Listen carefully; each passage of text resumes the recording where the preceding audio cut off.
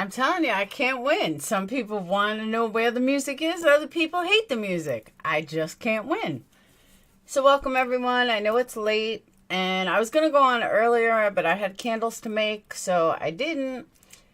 And how you guys doing tonight? I'm doing fantastic and just making my candles. So, okay, let me tell you how this went down. There are lots of real lifers. One of them being the psycho. I have not gotten confirmation from my ex, legal husband, whatever you want to call him, but it seems that somebody reached out to him or is alleging they reached out to him.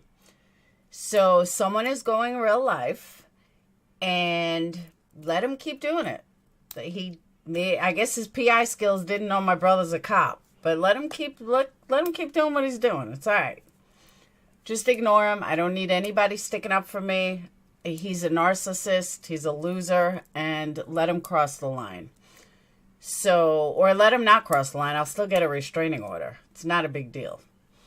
So I just want to put that out there. But the Beetlejuice thing, yeah, that's my ex.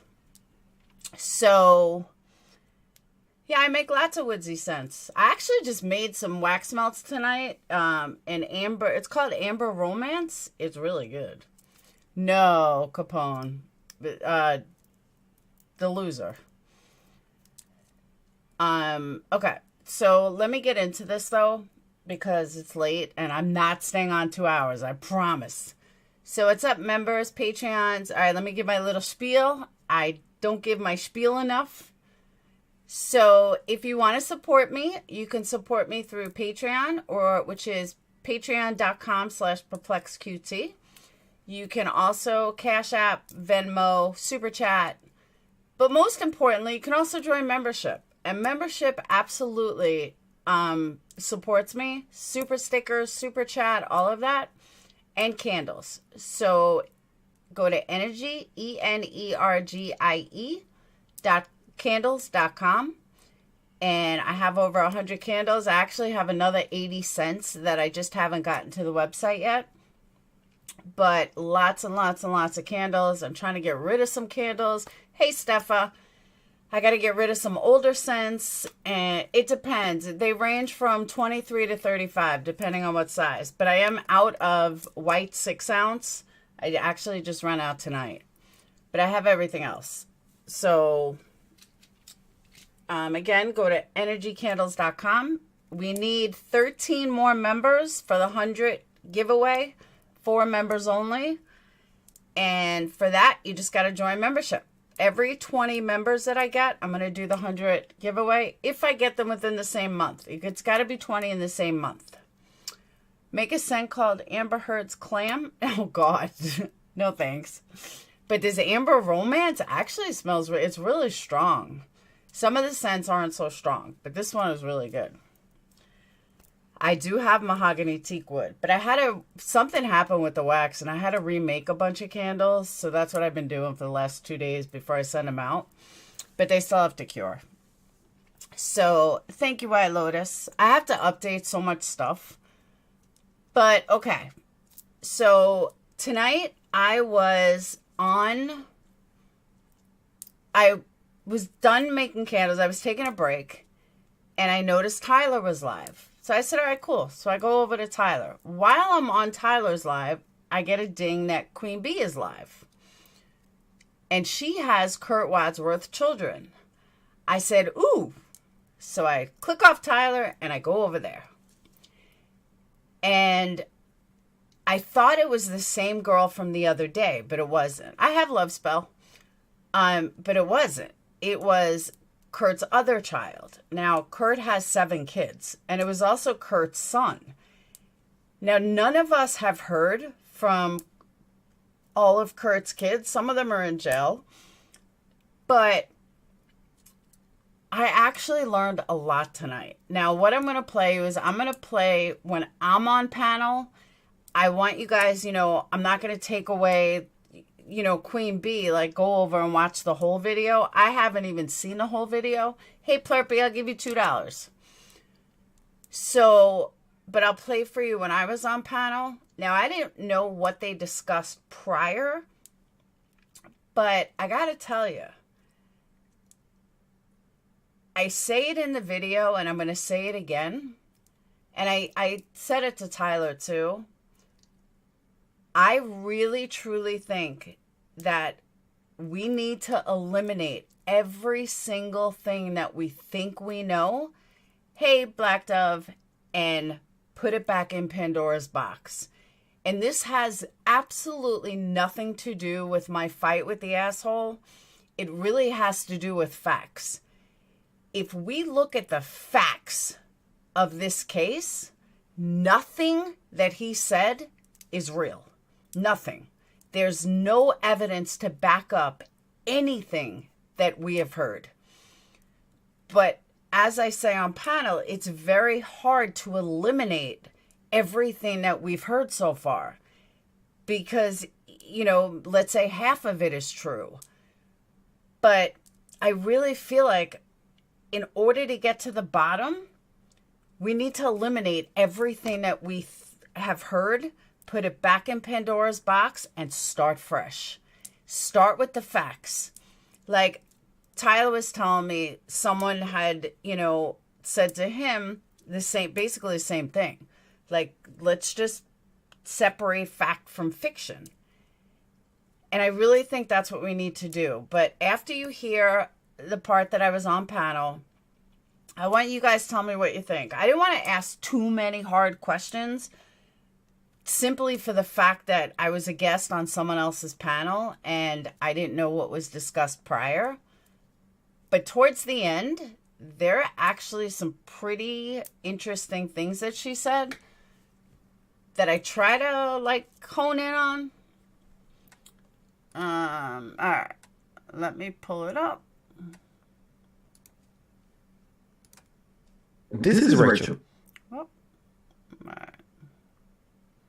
And I'll drop the link so you guys can watch the whole video.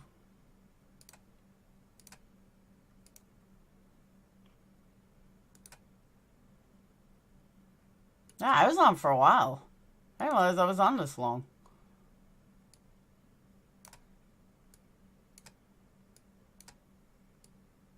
All right. All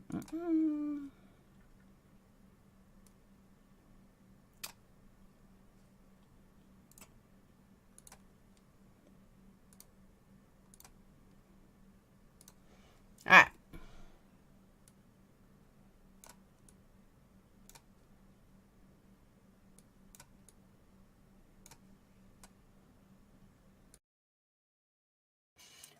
With Kurt and the other guy. So that's why I want to start. Just to be clear, your brother Aaron, who is in prison and has had a troubled past, he's been estranged from your father for a while, correct? Yes. Yeah. Correct. And you would not be surprised if he had negative things to say, or he would be happy to talk negatively about Absolutely not surprised at all. Okay. I'm sure he's got bad things. So Avila's got arrested? Zip able to check the trunk of the black Subaru for blood. I don't know if they have. When did he get arrested? Is there proof? QueenBee is awesome. I agree. About all those kids, about harking on him about how stupid he was being. Hey. Hey, how are you? Good. He did more than a shirt, if you heard him today. Oh. But I'm sorry. I actually just have a couple of questions because I'm the one that released the phone call with Kurt and the other guy. So that's why I wanted to talk to you. So my question to you, I just have a couple questions. I've been covering the case from probably around day 10. And, you know, James, in the beginning, we all went by the things that we heard from Jim. Mm-hmm. And then as some of us started exploring more and more, we realized that he's clueless and absolutely knows nothing. So then when we started doing more and more research, more and more questions came up. So one of the questions I have, which is really could have to do with the case and could not, but why do you think your dad blames Ty, Ty blames your dad? Like if they really don't even know each other and Ty doesn't even know Dylan, why do you think they're always like, what's the rift between them? That I don't know. As far as I know, I've never met Ty. I don't know if I've ever even seen a guy there when I was there. So, but I don't really pay I've never attention to every personally single person that either. goes by. Yeah, I've never met him either. As far as I know, they knew of each other, like, you know, probably just small town acquaintances, but I don't think that they were friends before this. I don't think that they, you know, drank beer or anything together like that. Okay. But I'm sure their paths crossed here and there. I think that the beef do you even call it beef? I think it was when Ty got on the lives and started saying, oh, that piece of shit Scott, and oh, Troy, and, you know, but I'm good friends with their sister and Troy's ex-wife. And I thought, who the heck is this guy? Like, but, you know, I think that's where it kind of started. If you want to sit there and call out people when you got your own skeletons, buddy, it's, you know, I think that my dad's like, okay, whatever. You know, I don't care what this guy thinks. He doesn't know anything. And I agree. And that's kind of the feeling I got listening to both of them, basically. And I was like, somehow I don't think that, like, because they would just kept blaming each other. And, you know, people that were for Kurt was blaming Ty, and people that were for Ty were blaming Kurt. And it kind of got lost in, okay, this is about Dylan. So I was just wondering if there was some deep-seated beef that, you know, we as like people that are looking into it just weren't aware of. Yeah. Okay. I didn't even know who the guy was. I literally had to like call my dad and who is this? Like, who is this guy? Oh, it's just Ty Corbin. I'm like, explain who he is. Because I remember one time we were riding from town up to like Montello Springs or something. I saw an alpaca out there in the middle of the freaking sagebrush. And I'm taking a picture of it. Like, you can come to Montello and see an alpaca out in the middle of nowhere. There's nothing around. Like, what the hell is this thing even doing out here? I didn't have any idea it was tied to that guy. I didn't know he was an alpaca farmer. I just thought, okay, someone's alpaca got out and they obviously don't care. So, all right. The other questions I have, and by the way, you did great on Zap Girls. I was listening to that. And you had stated that, oh, now I forgot. I was talking about it last night. Now I forgot. This was her sister. This is her sister. So Sam. Yeah, I was gonna say, hold on. Are you talking about Zap Girl? Yeah, he's okay. I was gonna say that. Yeah, there's Sammy from last night on Zap Girl, and then there's Sammy too over here. So they're sisters. Oh, okay. So this isn't the one that was on Zap Girl? No, She sounds just like her. I know. I sound just like my sister on the phone too. Okay. All right. So now I'm really confused. So he has two daughters named Sammy? I just No, no, he didn't. Yeah, I was gonna say with the way people. I mean, I'm sure people are gonna figure out. Here I am sounding like an idiot. I was all confused. I'm like, he named both kids named Sam? Like, duh. Who it is, but she just I said just put Sammy number 2 because Not the real people are name. gonna try to figure out your name. Oh, I got you. Okay. That makes more sense. Because I was Yeah, and they just, like I said, this is real life to them. They didn't ask for this. They didn't want to be involved in all this. They didn't, you know what I mean? So I just told them, I said, if you don't want to use your real name or whatever, put that out there. I'm sure if somebody really wants to find out, they're going to, but make it hard. I was confused for a minute. I was like, huh? Hold on. Hang on, guys. I agree. But I think that's interesting. And I think that sounds right. What Sammy too was saying, that, Ty was basically just an acquaintance, somebody who's like kind of up in the area who, like being involved. And now the beef that they have, them kind of like being at each other's throats, is probably literally just from this internet drama, not from anything like real that they had before they came. I think Ty's kind of, insert himself a little bit here. And I think he probably enjoys, calling up with all those guys, getting on their lives. And it's probably interesting for him. But I wouldn't be surprised that if that's true, that this. Yeah. Ask yourself what's there to do in the middle of the desert. And it's funny that you say that, because I totally agree with you. And I said that from the beginning. I'm usually pretty good at reading people. And I'm like, this guy just wants his 15 minutes of fame. I don't care what anybody says. I'm just not seeing. Hang on. I don't know the guy, like I said, but I do find it strange that he decided to come into the picture however many days later it was. I don't know if he decided to call the PI, like, hey, yeah, whatever, go out there and search, do what you got to do. I can't say I've been down there searching. I wanted to. It hurt me when I found out about this. And I actually had a talk with my boyfriend, like, should we go? They're doing stuff this weekend. Should we go and try and do our part? Like, anything helps at this point. But it was like, but then when the attack started on my family, I was like, okay, no, I don't want to be involved in any of that drama. Like, that is absolutely ridiculous. So I want to do what I can, but then at the same sense, I'm not going to put myself out there to be attacked as well. It's just asinine to me. So now you guys grew up out there? No, we lived there. I was out there when I was younger, from 15, well, actually from about 12 clear up to about 16. We'd go out there in the summer times with my dad and see my dad. Not because I learned a lot of good stuff out there from my dad, so I wouldn't resent it. I don't mean your dad. I just meant the town because there's like nothing there. We Right, lived but down there you when got to learn we how were to. really We got to young. learn how to catch rattlesnakes, catch lizards, shoot guns, ride motorbikes, get scuffed Okay. up. You know, But we Now- did live down there when we were younger. Remember, for a short time. right? The So one question I do have is hopefully you guys may not know this, the drug scene, the meth scene. well, About- all I know of it is years ago when my little brother Aaron was like 15. I'm pretty sure that's where he started doing it.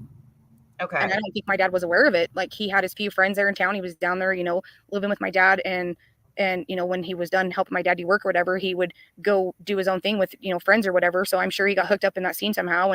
And that's where I'm aware that he started doing it. So it wasn't anything like that I don't think people really talked about back in those days, because there probably wasn't that many of them, but it's a small town. So, I guess when you live there, you start seeing different people and their same habits and different things like that. I think every town, it's going to get worse and worse as Right. time. Yeah, I was down there. I dated a couple girls down there. I never seen any of that.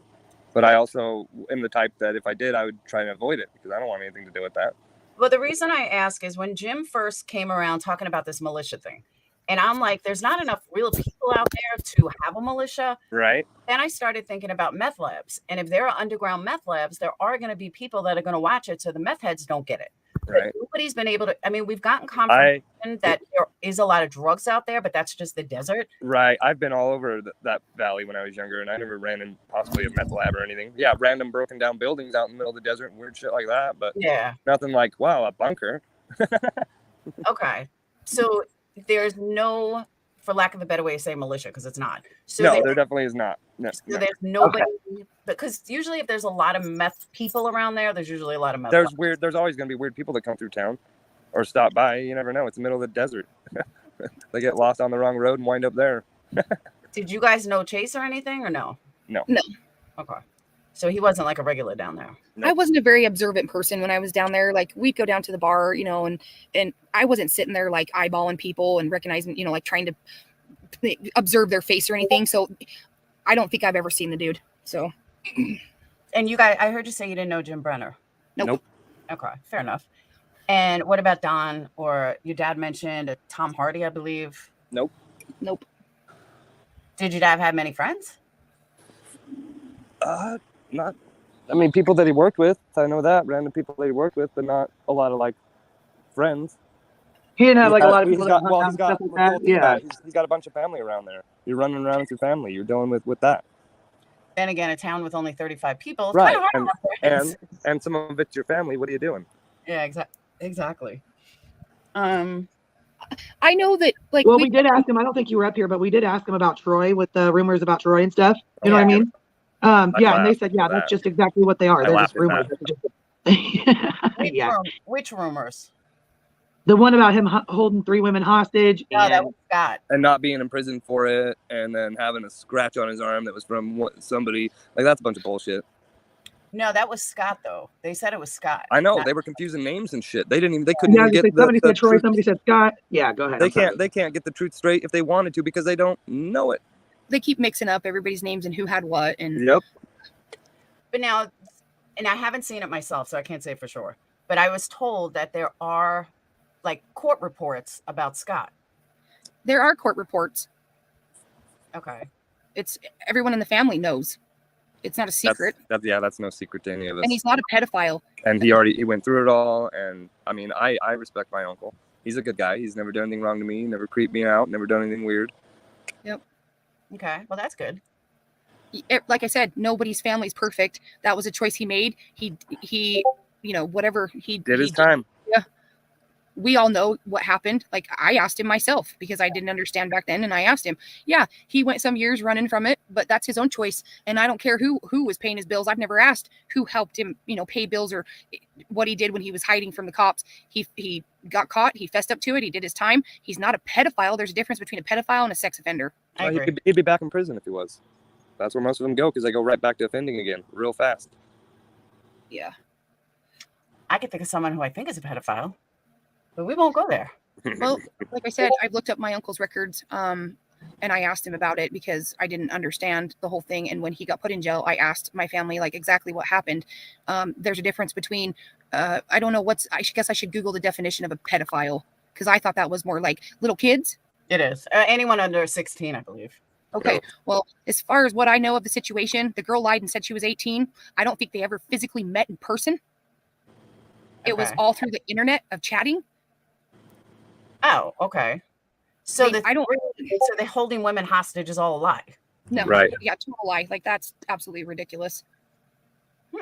Okay. Well, and the lady that they're referring to, that, you know, they claim that, oh, you can just look her up, this is her name, she's on Facebook. I guarantee you she would have nothing ill to say about my uncle. I don't know if they were technically dating. They were friends. And yeah, I'm sure he took her down there when he went to visit and stuff, but she actually moved down there when my uncle went to jail because she had nowhere else to go because her family was all back east. Wow. My grandma took her in. She lived in my grandma's house. She met another guy out there. They got married and they eventually moved away. She moved on with her life. And I know that my uncle's still friends with her to this day. Oh, that's wild. So she was just 16. Your uncle was older. Did he not know she was 16? See, I don't find that. No, this is a different lady. This is a different lady I'm referring to right now. The girl, that all happened in Utah. And I believe, I don't know how old she exactly was, but I believe that she lied and said she was 18. Yeah. So, you know, they're having internet conversations and different things, and it got him into trouble. He learned his lesson. You know, I don't think that he would ever try and talk to any girls around that age again because it got him in trouble. And I told him, you honestly have to pretty much see their ID nowadays. You can't just take anyone's word for it. Now, let me just say her story lines up with what's in the report, and that's what made her believable. The actual facts on it, yeah, but I don't care about the checks or anything. But I'm saying the actual facts on it line up with what she's saying. I have two teenage boys. I totally agree with that. But I think bottom line was once Jim started, if he had found any record of anybody related to Kurt, he was going to bring it up as like it's somehow being relevant. And so I don't think that it's surprising that he did that. And then, I mean, the actual story that he made up about the women tied to a stake and stuff. I mean, that story was I'm sorry, but any rational person listening to that, I'm just wondering who the hell went to prison for it if it's that crazy. It didn't make any sense. But even if you heard it, like it made zero sense. Like and then later when he got mad about Sleuth Mom releasing that call, I heard him get another thing. He's like, and those women, 2 of them have had to legally change their names since you did that, Sleuth Mom. And I'm like, you don't know. You never said you knew these women. It's been a week. They did not legally change their names. I don't know what woman out there would accept getting kidnapped and want to put the guy in prison. No, he's claiming that he never got charged because the women wouldn't come forward. Oh, right. The women don't have to come forward. According to Jim, he had proof of this, and there's court documentation to back it up. And when I asked him for the proof, okay, can you show the proof? He never produced any. Well, of course. When he was telling the story, because he said it was like from the old man with the bed sores and the social worker went in and he told him this, it didn't even make sense throughout the story if the person holding people hostage was the old man or Kurt or Kurt's brother. They kept changing, and sometimes the girl was a little girl and then she was like an adult daughter. Like he, even during the actual telling of that story, it was completely insane. If I'm not correct, he put it against my Uncle Troy first, and then it moved to Scott. Then he moved to Scott after seeing Scott's old charges from years ago, being like, okay. And I had assumed, and I know. Let me just say though that as far as him being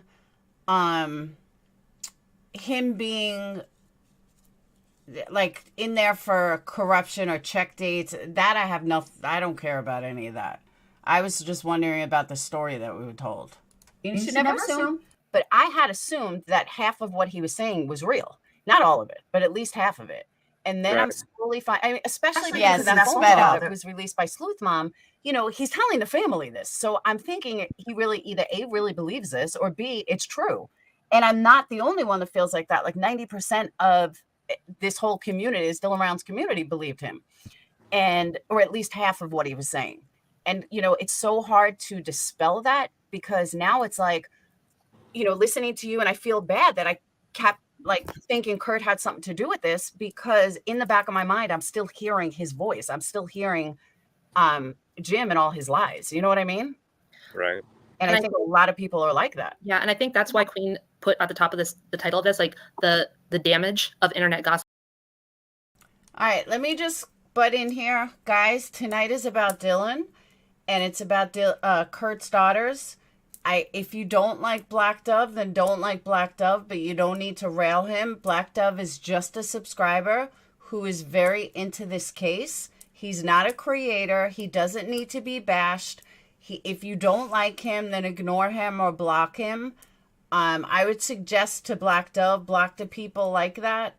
Same thing with Tyler. If you don't like Tyler, then don't like Tyler. I like Tyler. He's my friend. He's a friend of the channel. And he's not what you think he is, David. So that's all I'm saying. Just be nice. If you don't like someone, just block them. Because it is, and now it's hard to put it back in Pandora's box. Well, and it's kind of ridiculous that they have to be up there to hear it, you know? The saddest part is rather than dig harder, they want to just stretch it farther away from the truth. Yeah, like KDT said in the chat, a woman ran to the post office, right? So this woman escaped and barefoot runs from her captor into a federal like building, like a post office, but they just never followed up on it, right? Like, but what Laura's saying, I'm trying to respect that as well. That's the problem with these people act like speculating, theorizing on YouTube is like Doug was saying, you know, we have to make theories, but you actually, it causes a lot of problems because now these people would have to try to explain like, no, my uncle / cousin didn't hold. Well, when you start bringing in personal names, then it's personal. Yeah. So. And it's hard because you can't erase that. Once people bought it and once people believed it for a while, it's very hard to get them to unthink it or not have that in the back of their mind. Absolutely. And that's right. That's where I can speak for a lot of us. That's where a lot of us struggle because we do feel like at least half of what he said had to be legit, and it's turning out nothing he said. I'm proud of you guys because you guys are doing a hell of a lot better investigating than he is. No, that's true too. But yeah, that's why I wanted to talk to you guys because I'm like type of person, just face to face, eye to eye, like just speak to you myself instead of getting it from other people. So I'm trying to think. All I can say if there was women that ever ran to the post office and exposed what happened, they don't have to come forward. The freaking cops would take over and charge him with whatever, you know. Right. You don't have to come forward and be a witness in court. You can give a statement. It'd be the state versus. Yeah, like come on. Was there anything that Jim said that was real? I don't think so. I don't think so. Not at all. That's why it made my blood boil, because everything he said was a complete mix-up, lie, and far-fetched. Exactly. And Laura, that's what I feel like the thing that is the problem now is that people say, okay, I get that Jim is really messed up and not everything he says is true, but he got some good information. And I think he didn't. Like, that's what, like, I really want to point out that it wasn't like, oh, he's just, you know, he could clean up his act or something. There's no basis to any of this. And it's really hard to put it all back in the box, and it damages people's real lives. Oh, I'm pretty sure at first he was out there throwing out there, oh, it's gonna come out that it was Kurt and that he killed this boy over jealousy or some bullshit story. Then it changes to all of a sudden now it's Jim Brenner, and I don't know what the other scenarios are anymore. There's too many. I'm just like, dude, whatever. I seriously just want this boy found. I hope the FBI, you know, has enough and they can get to the bottom of it for his family's sake as well. Like, this is just absolutely insane, and those parents need closure, and it sucks that whoever knows, you know, won't talk. It absolutely breaks my heart. But what does your dad say about what he thinks happened? It changes day to day. Fair enough. He's just, I think his brain is so scrambled that he's just, you know, you start thinking about new things, and he listens to too many psychics, and then he comes up with a whole new scenario, and it's like, Dad, I understand, but that's you throwing out all these scenarios is not going to find me.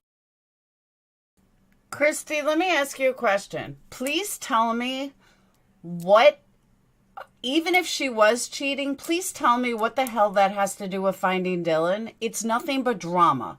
Go over to Doug if you want drama. Seriously. Like, even if she was the whore of Montello, it still has nothing to do with Dylan. Like, maybe there might be some small clue. He believed at first, the one psychic lady that did a tarot reading or something, that his grandparents knew something. Like, they didn't realize that they had the information and they needed to remember what was said to them. And I'm like, Dad, so he wanted to call him so bad. And I'm like, at this point, Dad, you're just doing more damage. Like, I think they have enough on their plate than hearing your you know, outlandish scenarios. I get granted that he's, you know, what can he do at this point? I've sat for days upon days and thought about different scenarios and, you know, like what anyone does in their right mind, what could have possibly happened. But are any of his wives in the Philippines psychics? No, not that I'm aware of. Oh, okay. That's what I was thinking. Maybe he's had so many because they're all psychics, or no, he's listening to all the psychics on YouTube. Anyone that will put out a video about Dylan, he's listening to it. Like the psychic ones. Like, he thinks, okay, there might be some small clue in there that I can maybe piece together, or, you know, try and think of something different that maybe we can help figure this out. Yeah. All right. right? So Like any normal person, you're just like, what in the heck? I have one more question. I'm sorry, I'm like asking so many questions in a row, but my big question is: so if we can put Pandora back in the box and start fresh, would your dad tell us where to begin? Like, what, you know what I mean? Like, we don't. If we wipe out, My guesses would have been check that Chase bin stream. Arkansas, we covered that already. I asked them about it. There was nobody holding anybody hostage. That was bullshit. And you didn't read it in an article. You heard about it from Jim. Your kid out. Yeah. And anyone close by, because there's not that many people out there. Exactly. Well, they said that Jim Brenner. I mean, they have him, you know. Right, and and him wanting to get rid of his guns on a buddy right then and there, like he knew they were coming for him. There's little things that are like, okay, that's questionable. It's not only that, Justin. You have to understand he was a convicted felon. He wasn't supposed to have firearms. But right. live out in that kind of area, I wouldn't want to live out there without some type of protection. Right, that's true. No because you never know. Some weird people show up out of nowhere, or just it's the desert. You never know. Somebody could run out of gas and they walk to your place to try to get gas because they seen a trailer in the middle of the damn desert. No, I agree. Honestly, when we go out there and we go riding, we have.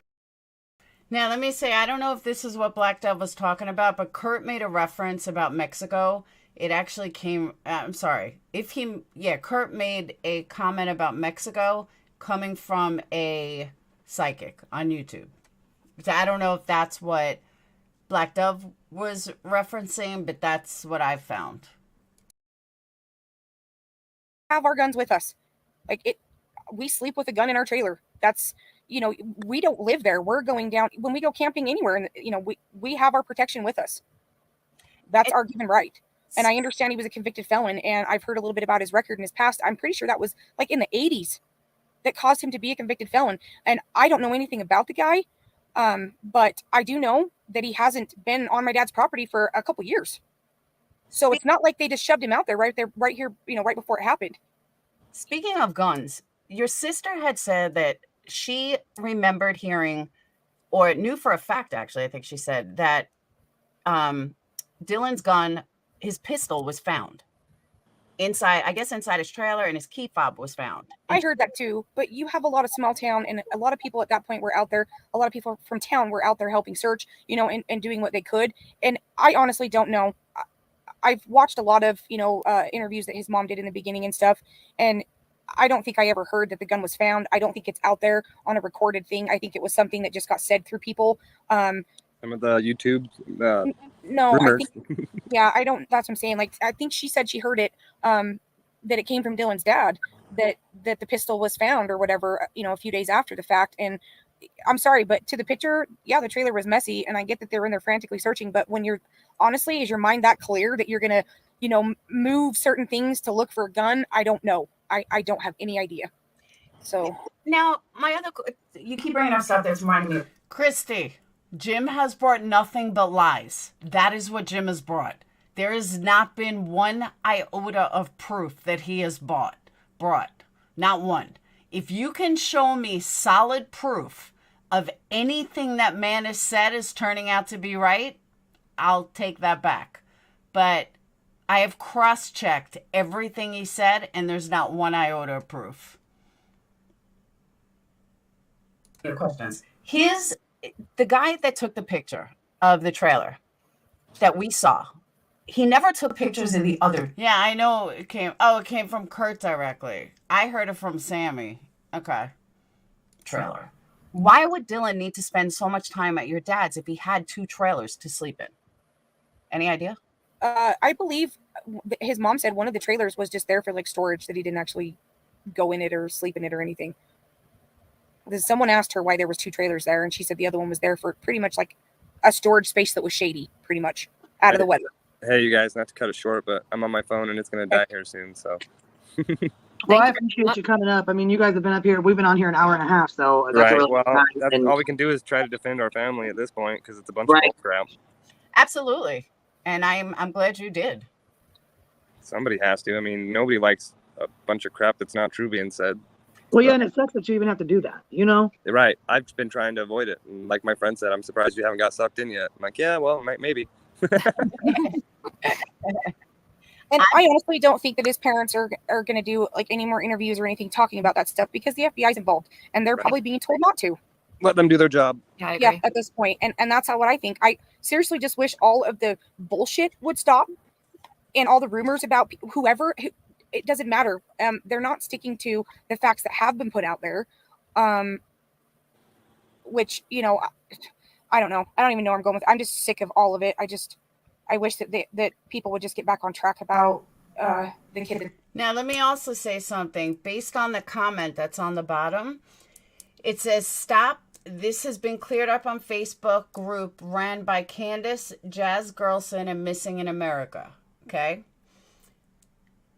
Black Dove has done a timeline that doesn't add up. It was done on Tyler's stream. He actually sent it to me as well earlier. So after this is done, because there's stuff I want you guys to hear, but after this part's done, if Black Dove wants to come up and go through it again and explain it again, that would be awesome. Or I can go through it. You never have enough candles. That's missing. Right. And not about this person that has a record or this person that has a record or, you know, what this person said. And Well, it just. I gotta close this out, guys. I pray they find the kid. I pray they find the kid. I hope they get down to the truth of it. You guys are doing a good job. And I guess if I have to get back on here to answer some questions, I will. But don't get sucked in. Thank you, man. I appreciate Trying not it. to. I got work and stuff I do. Come on, I am sucked into this.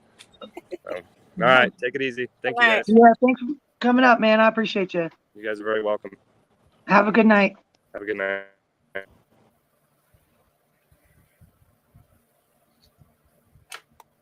you guys want me to end this? Are you feeling overwhelmed? No, I'm good. it just hurts me. They have to understand my uncle has kids. My Uncle Troy has kids. Like, my dad has kids. And I've never, like, asked them personally, like, you know, I know that my uncle he cares enough to, you know, but he's just at the point where he's like, I can't even watch it. I'm getting attacked and this is absolutely ridiculous. And, you know, what in the hell, how did I get dragged into this when I don't even really know the kid that well? Mm-hmm. And I'm like, I get that. But I actually made a joke with him and was like, hey, you know, I said something to him about, hey, will you go show me the girls in the shed while I'm down here? Like, this is absolutely insane. And we just kind of giggled about it. Yeah. I mean, it's absurd. So like sometimes you have to laugh, but I mean, it's embarrassing, right? And then to have to then try to feel like you have to say, no, that's not true. When someone just makes up an embarrassing rumor about you, it's even more emotional energy. But if you could tell, like, you know, your dad or whatever, even though it seems like it's like going so crazy, it's viral on the internet. The hardcore people that are fully believing this and following this and in all these chats, this is probably like a couple hundred people total, you know, out of the whole world. Yeah. So hopefully this dies down for them. But yeah, unfortunately it happens on the internet all the time. And you don't know about it unless you kind of see it, or if God forbid, you just happen to be related to or next to the next person who's a victim of a crime or something, you know? So this is the closest I've ever come to someone come up missing, you know, that I actually personally met. Like, and it hurts me. Yeah. Did you know Dylan? No, I met him. I didn't ask him personal questions, anything about his life, anything like that, but I met him. So you don't really know his personality? Yeah, he was around my house 4 different times. Okay. He was shy a little bit the first time, but once, you know, we started talking and stuff, he would put himself in the conversation and, you know, and like, you know, I like to flip stuff on my dad when he's around, you know, different things like that. And my boyfriend does the same thing, gives my dad a hard time and things like that. So Dylan would laugh, you know, and different things. And then the 3 times he came here without my dad, we talked. We didn't sit and have like, you know, big old long extravagant conversations, but he wasn't shy at that point. Okay. You know, we'd ask him, you know, what you got going on? Oh, just trying to get stuff done, you know, and in the back of his truck was a mess. We were trying to help him put the apples in it, and he had all kinds of stuff in there. And you know, my boyfriend made a joke. He's like, geez, you put all these apples in here and just weighed it down that much more. And he just kind of giggled about it. He's like, yeah, well, I got to have all this stuff in here because I need it to be right there handy. And I'm like, yeah, I get that. So now, another thing I just thought of, are you close with your dad? Yeah. Okay. So he may have told you.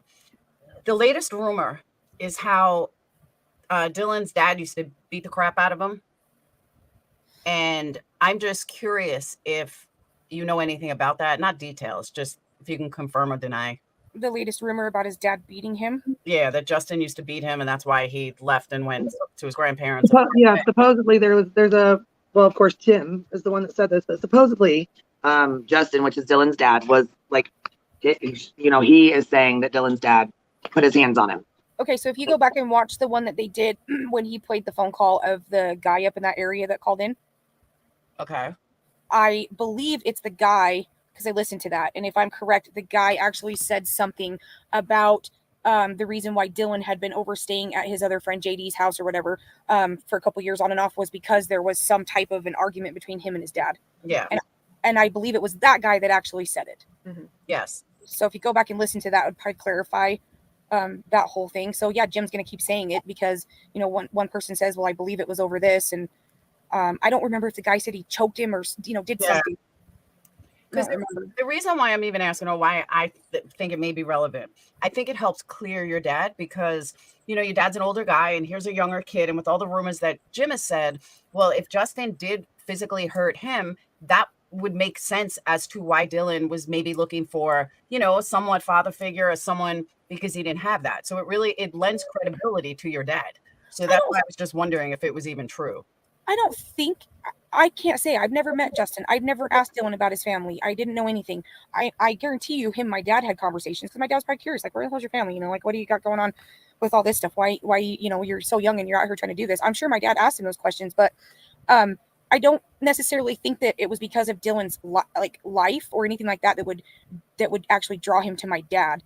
I think it was more so just the involvement. I believe that Dylan was out there before the property was bought doing work for other people. Okay. And I'm sure my dad was around on and off then too. So I think they knew of each other. I don't think they had conversations then, but I think it was more so of Dylan's like, okay, I'm trying to get down here and get this going. I know that this guy can help do some of the things that I need help with. So I'm going to go, try and meet up with him, have a conversation with him, see if we can, he can try and help me do some of these things and that kind of thing. Like, it's a small area. So you get to know people that have different trades or different things that they can help with. And I'm sure they all kind of like, hey, right, give a helping hand. Yep, so-and-so is the one that can help with that, or so-and-so's, good at this, or so-and-so has that piece of equipment. It becomes more of a deal with people that the farm people and things like that they can trust, and like, hey, you're out here doing the same thing I want to do, and this is what I need done. Well, so-and-so has a backhoe, or so-and-so has this tractor. I think it just becomes almost like a neighborhood of, links of people trying to just, get the right resources they need to do what they need to do. So, okay. Do you know the Bergs? Nope. I believe years ago, I may have went into the bar when Ellen owned it. I think she had short hair. I don't really remember totally what she looks like. I don't remember her son, but like I said, I've never actually had a conversation with her. So, yeah. Okay. Pecan Pie had a great comment. Pecan Pie said, step 1, take everything Jim Terry has said, step through, throw it on the trash, and never talk about it again. And I think she's right. And I think the other problem is that now it comes down to people get information. Our human brains want to make connections, right? Like, oh, maybe this is why this happened, and this is why this happened. And that's just us wanting to make connections. And then the problem is that it's within a context of a lot of stuff that was never true. So it's kind of like poison the well in a way. I agree. Yeah. And that's what I'm saying. It's so hard to dispel everything that was said. And, it's just like piece by piece. Okay, this doesn't check. This doesn't check. This doesn't check. This doesn't check. Does anything check? Like I even said last night, I feel like we're back at square one. I feel like this is brand new. And now we're just back at square one. And we have to really start looking at square one and forget everything that he said, which isn't easy. No, and I think that the FBI obviously did an investigation. They seem to have an idea of what happened because they've named the guy as a suspect, this Jim Brenner guy. So eventually, if he goes to trial, gets arrested, then we'll all find out the actual story, But there is what happened, There's still no body, and with $100,000 on the line, I can't believe nobody's talked yet. Yeah. Well, I think everybody goes into this whole thing about also these not conspiracy theories, but the idea that somebody knows something. But sometimes people don't know something. Sometimes, there's a conflict and somebody, kills somebody else and they're not talking because they're not going to incriminate themselves, So, well, it's just really sad. I do think it seems like from what the FBI has said that this kid is probably a victim of violent crime. And I would be really sad if there was no leads and this was all we had was all this nonsense on the internet. That would make me really sad. I'm glad that the FBI started investigating and seemed to make a lot of headway pretty quickly, because they're the only ones who can really really do this kind of work. Have they made headway? Because I mean, I know that the FBI is not going to announce what they have, but they named him as a suspect. Yeah, they named him as a suspect because he lived on the property, but not necessarily because they have evidence. No, they wouldn't name him as a suspect. They would not. You could be a person of interest, all this stuff, but they don't name somebody a suspect unless they suspect him of doing it. Like, it takes a long time to build criminal cases. Like And let me elaborate. First, let me say thank you, Abby. And if anyone else wants to jump on the sticker train, it definitely helps out. But Mona Lisa's right. The problem is that's how rumors get started. This live is about separating fact from fiction. You know who would make the best couple? I know he's gay, so in theory, would be Good Egg and Black Dove. Why? Because they're both probably the most two knowledgeable people on this case, and they both separate fact from fiction. And I don't think Good Egg gets enough credit for how much research he actually does and how good she really is, honestly. She's like the female version of Black Dove. And with murder charges, you cannot bring people up on charges until you have like that airtight case. It's not when people are like, well, why is there a delay? Like they must be stuck.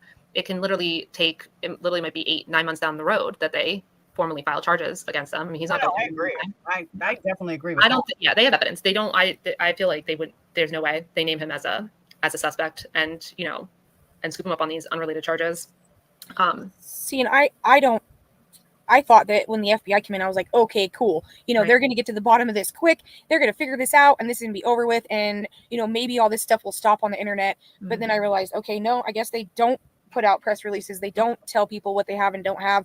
They don't have to talk. They don't have to say anything. So it's like people are sitting here getting so impatient that there's nothing coming out and nothing being said. But I do hope that they just can figure it out and get to the bottom of it. And Pecan Pie says social media wants things to move at lightning speed, but these things can take a long time. And even if it does look at, I don't know if you're familiar, there's a case, Chris Watts, he's a man who murdered his wife and his children.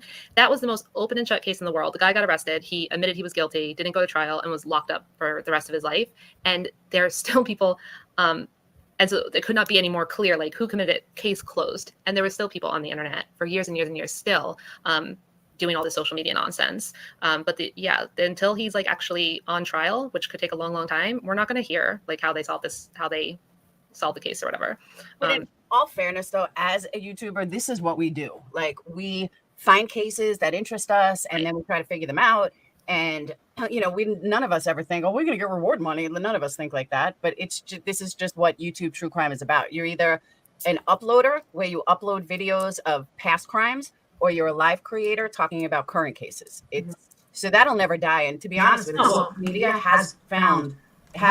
social media as a whole has brought a lot to the table in true crime, which is good. And then you have someone like Jim who destroys it. But for the most part, social media is very good in crime.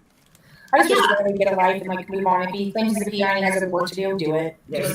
They think they're keeping the case alive. It's not keeping the case alive, just sitting there doing hours and hours of bashing people. Agreed.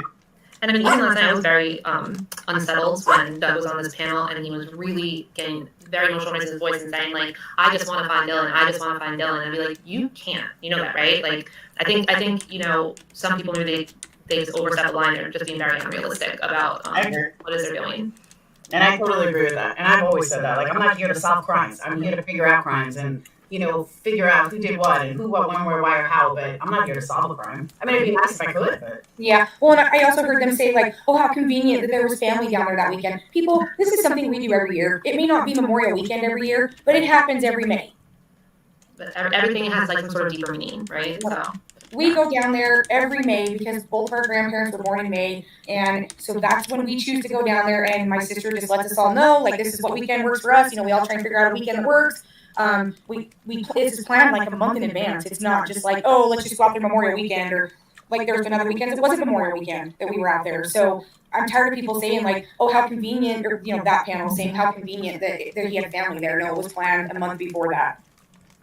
I just forgot what weekend it was and ended up making other plans. So I didn't get to go. But usually I'm down there every year in May too. And sometimes I'm back down there in September. We go down Labor Day, or is it Labor Day weekend? Yeah. We go down there. I've been down there a few years in September, and it's honestly hot. I looked at those pictures, like in the desert. I was like, I would not want to be out there. Like, I can't do all that open space. I'm not used to it. And it's like, there's no shade. I'm like, oh man. It's like a dry hot. It sucks. When I was down there in September, I literally looked down and I was like, I don't want to go ride. Like, why do I want to get in a machine that gets hot when it's 105 degrees outside? And I'm like, you guys have fun. Like, I'd rather sit here in the AC. I'm sorry, you guys, we're hearing an echo. I apologize for that. But let me stop and say thank you to Abby and Lily and Jen and Maury. Thank you guys so much. Super stickers are awesome. And I'm sorry you guys had the echo.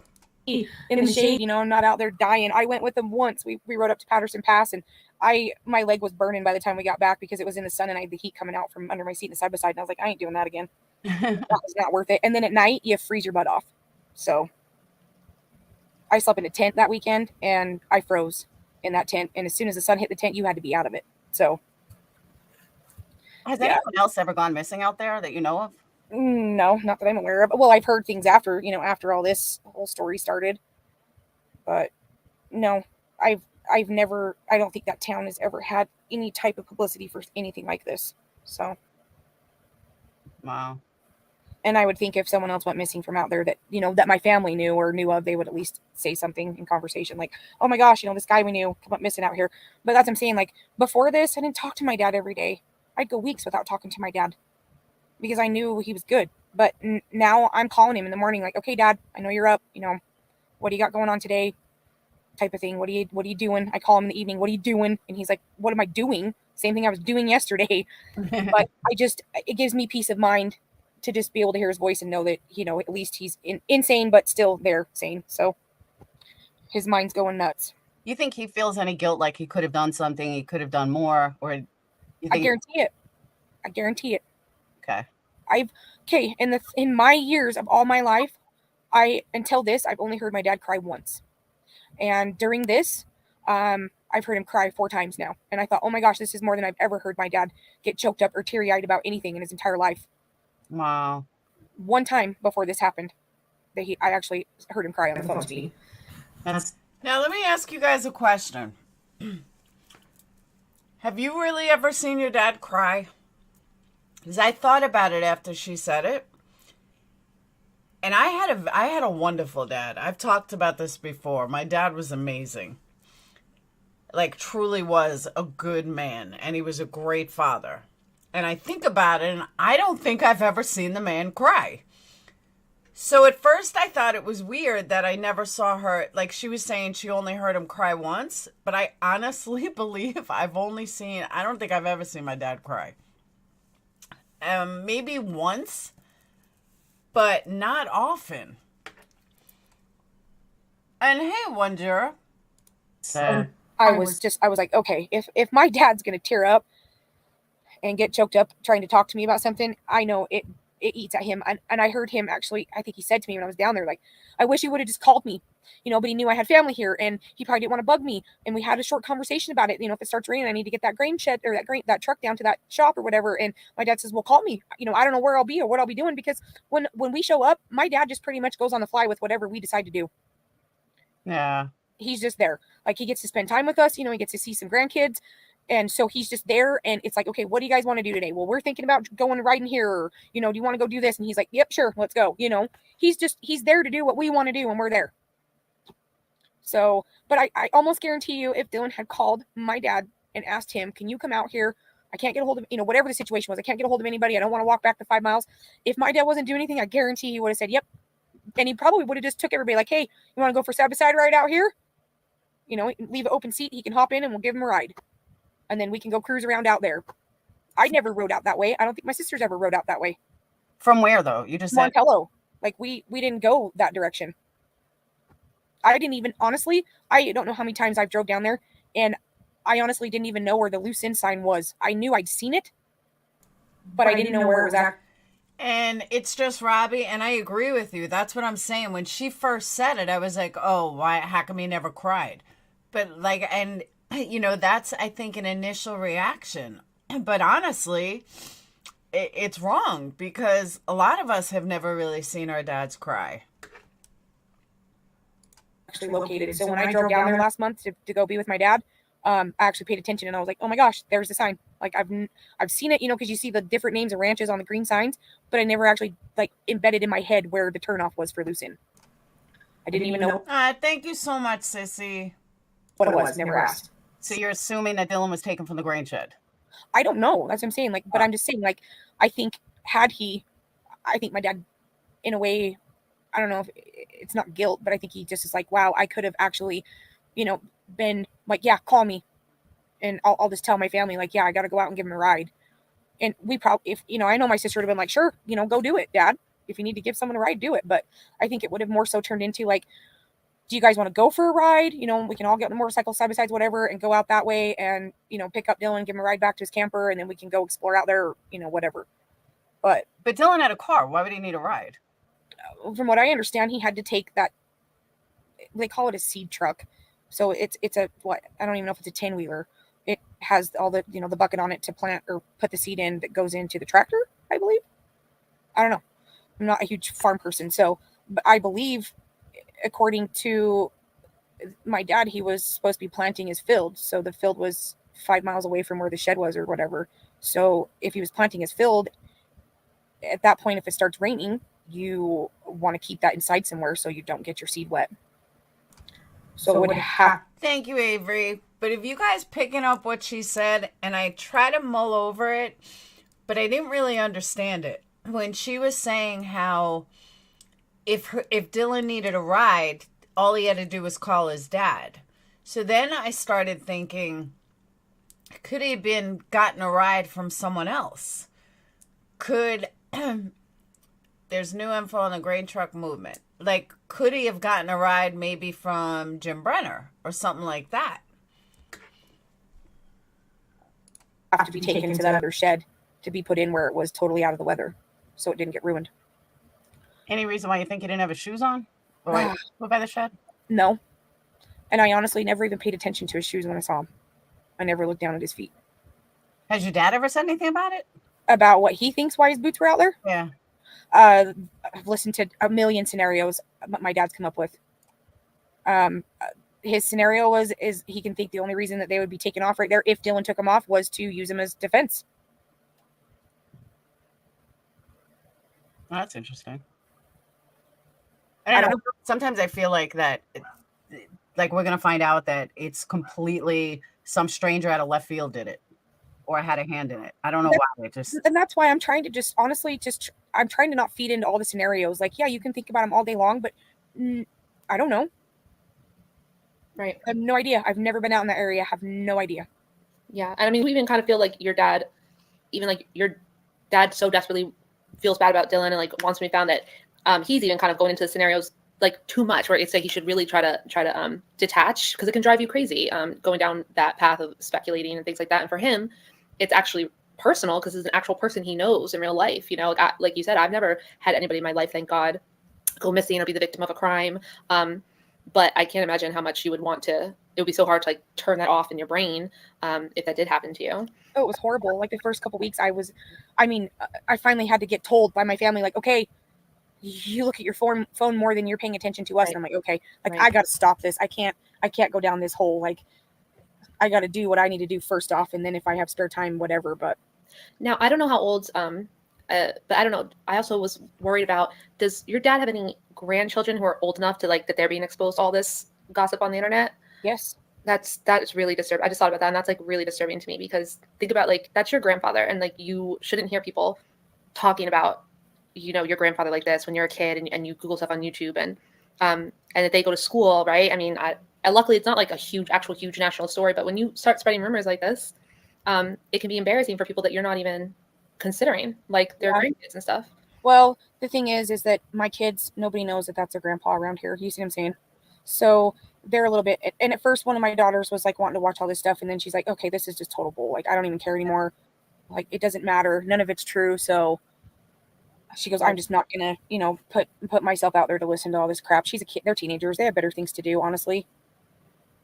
And it would be upsetting, right? Like, no, like I get my blood boils sometimes listening to the things that about Candace Cooley. Like, I don't know these people, but I can be like, that's not okay to like say this kind of stuff about throws out about people. Oh yeah, my daughter started commenting on stuff on Facebook, and I had to tell her to stop. Yeah, like, you don't need to put your name out there. Right. Just stop. Like, we don't need to. Because at first I was like, heck no, I'm going to comment on this. This is total bull.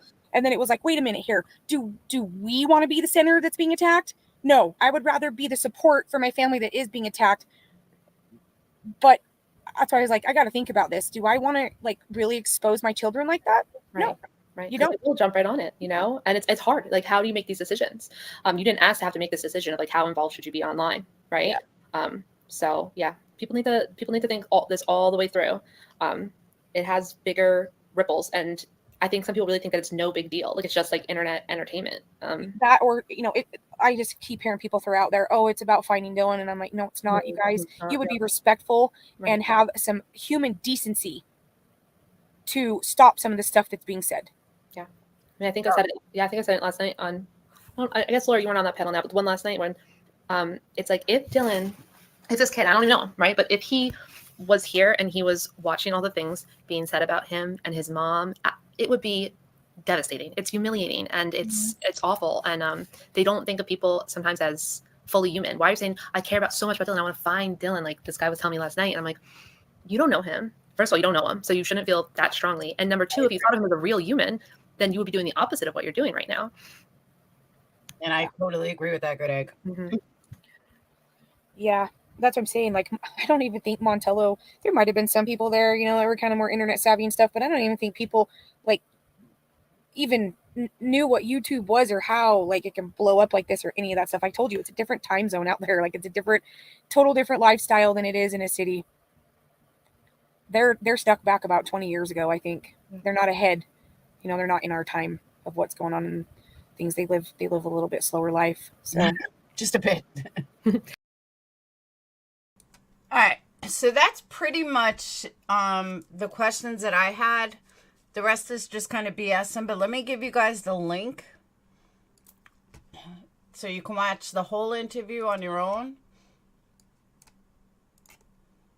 Here's the link. You know what I would love? I would love to get Good Egg and Black Dove together on panel. I would sit back and just listen. But I think they would make a great panel together. I really, truly do. Okay. Any thoughts of what you guys think? Because I got news for you. I thought she was more sincere than her sister, but I just thought that she did fantastic. Like, I really do.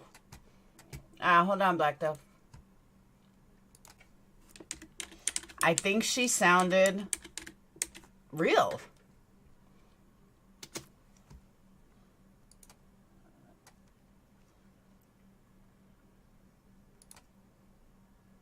Hang on.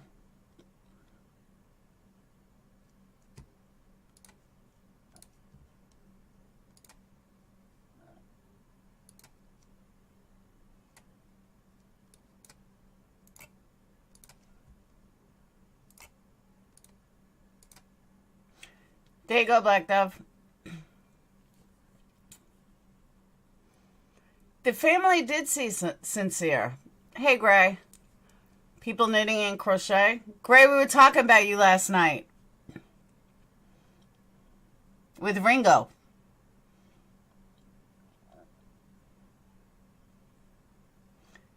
I even looked at Google Earth. I said, I feel like I'm Gray.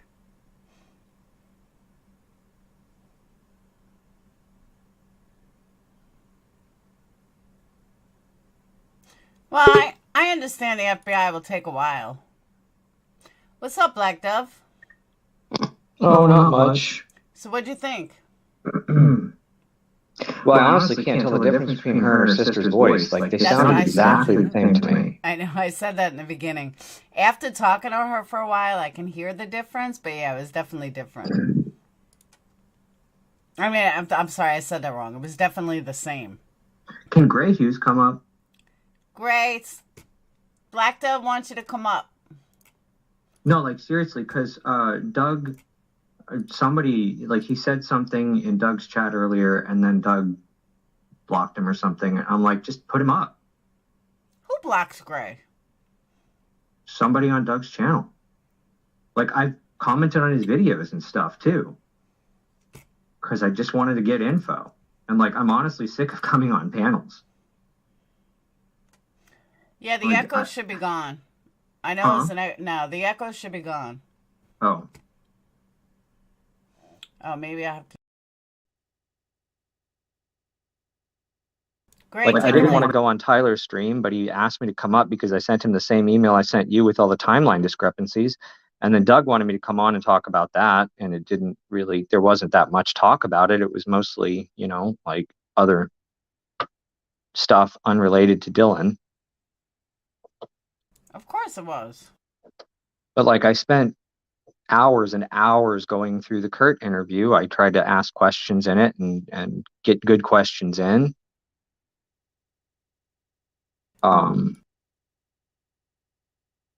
You know, I've watched Gray's stuff, and I watch Duty Ron's stuff. I actually sent him an email, and he replied to it. Like, you know, I'm kind of like, people don't seem to get that I'm not a YouTube person, and a lot of people ask me to go up on panels. The only time I ever asked to go up on a panel was on Tyler Feller's open call thing, where I was asking questions in the chat, and he's like, you can just come up and ask the questions if you want. So I did, and then people are like, put him up, put him up, put him up. And I'm like, okay. I hear you.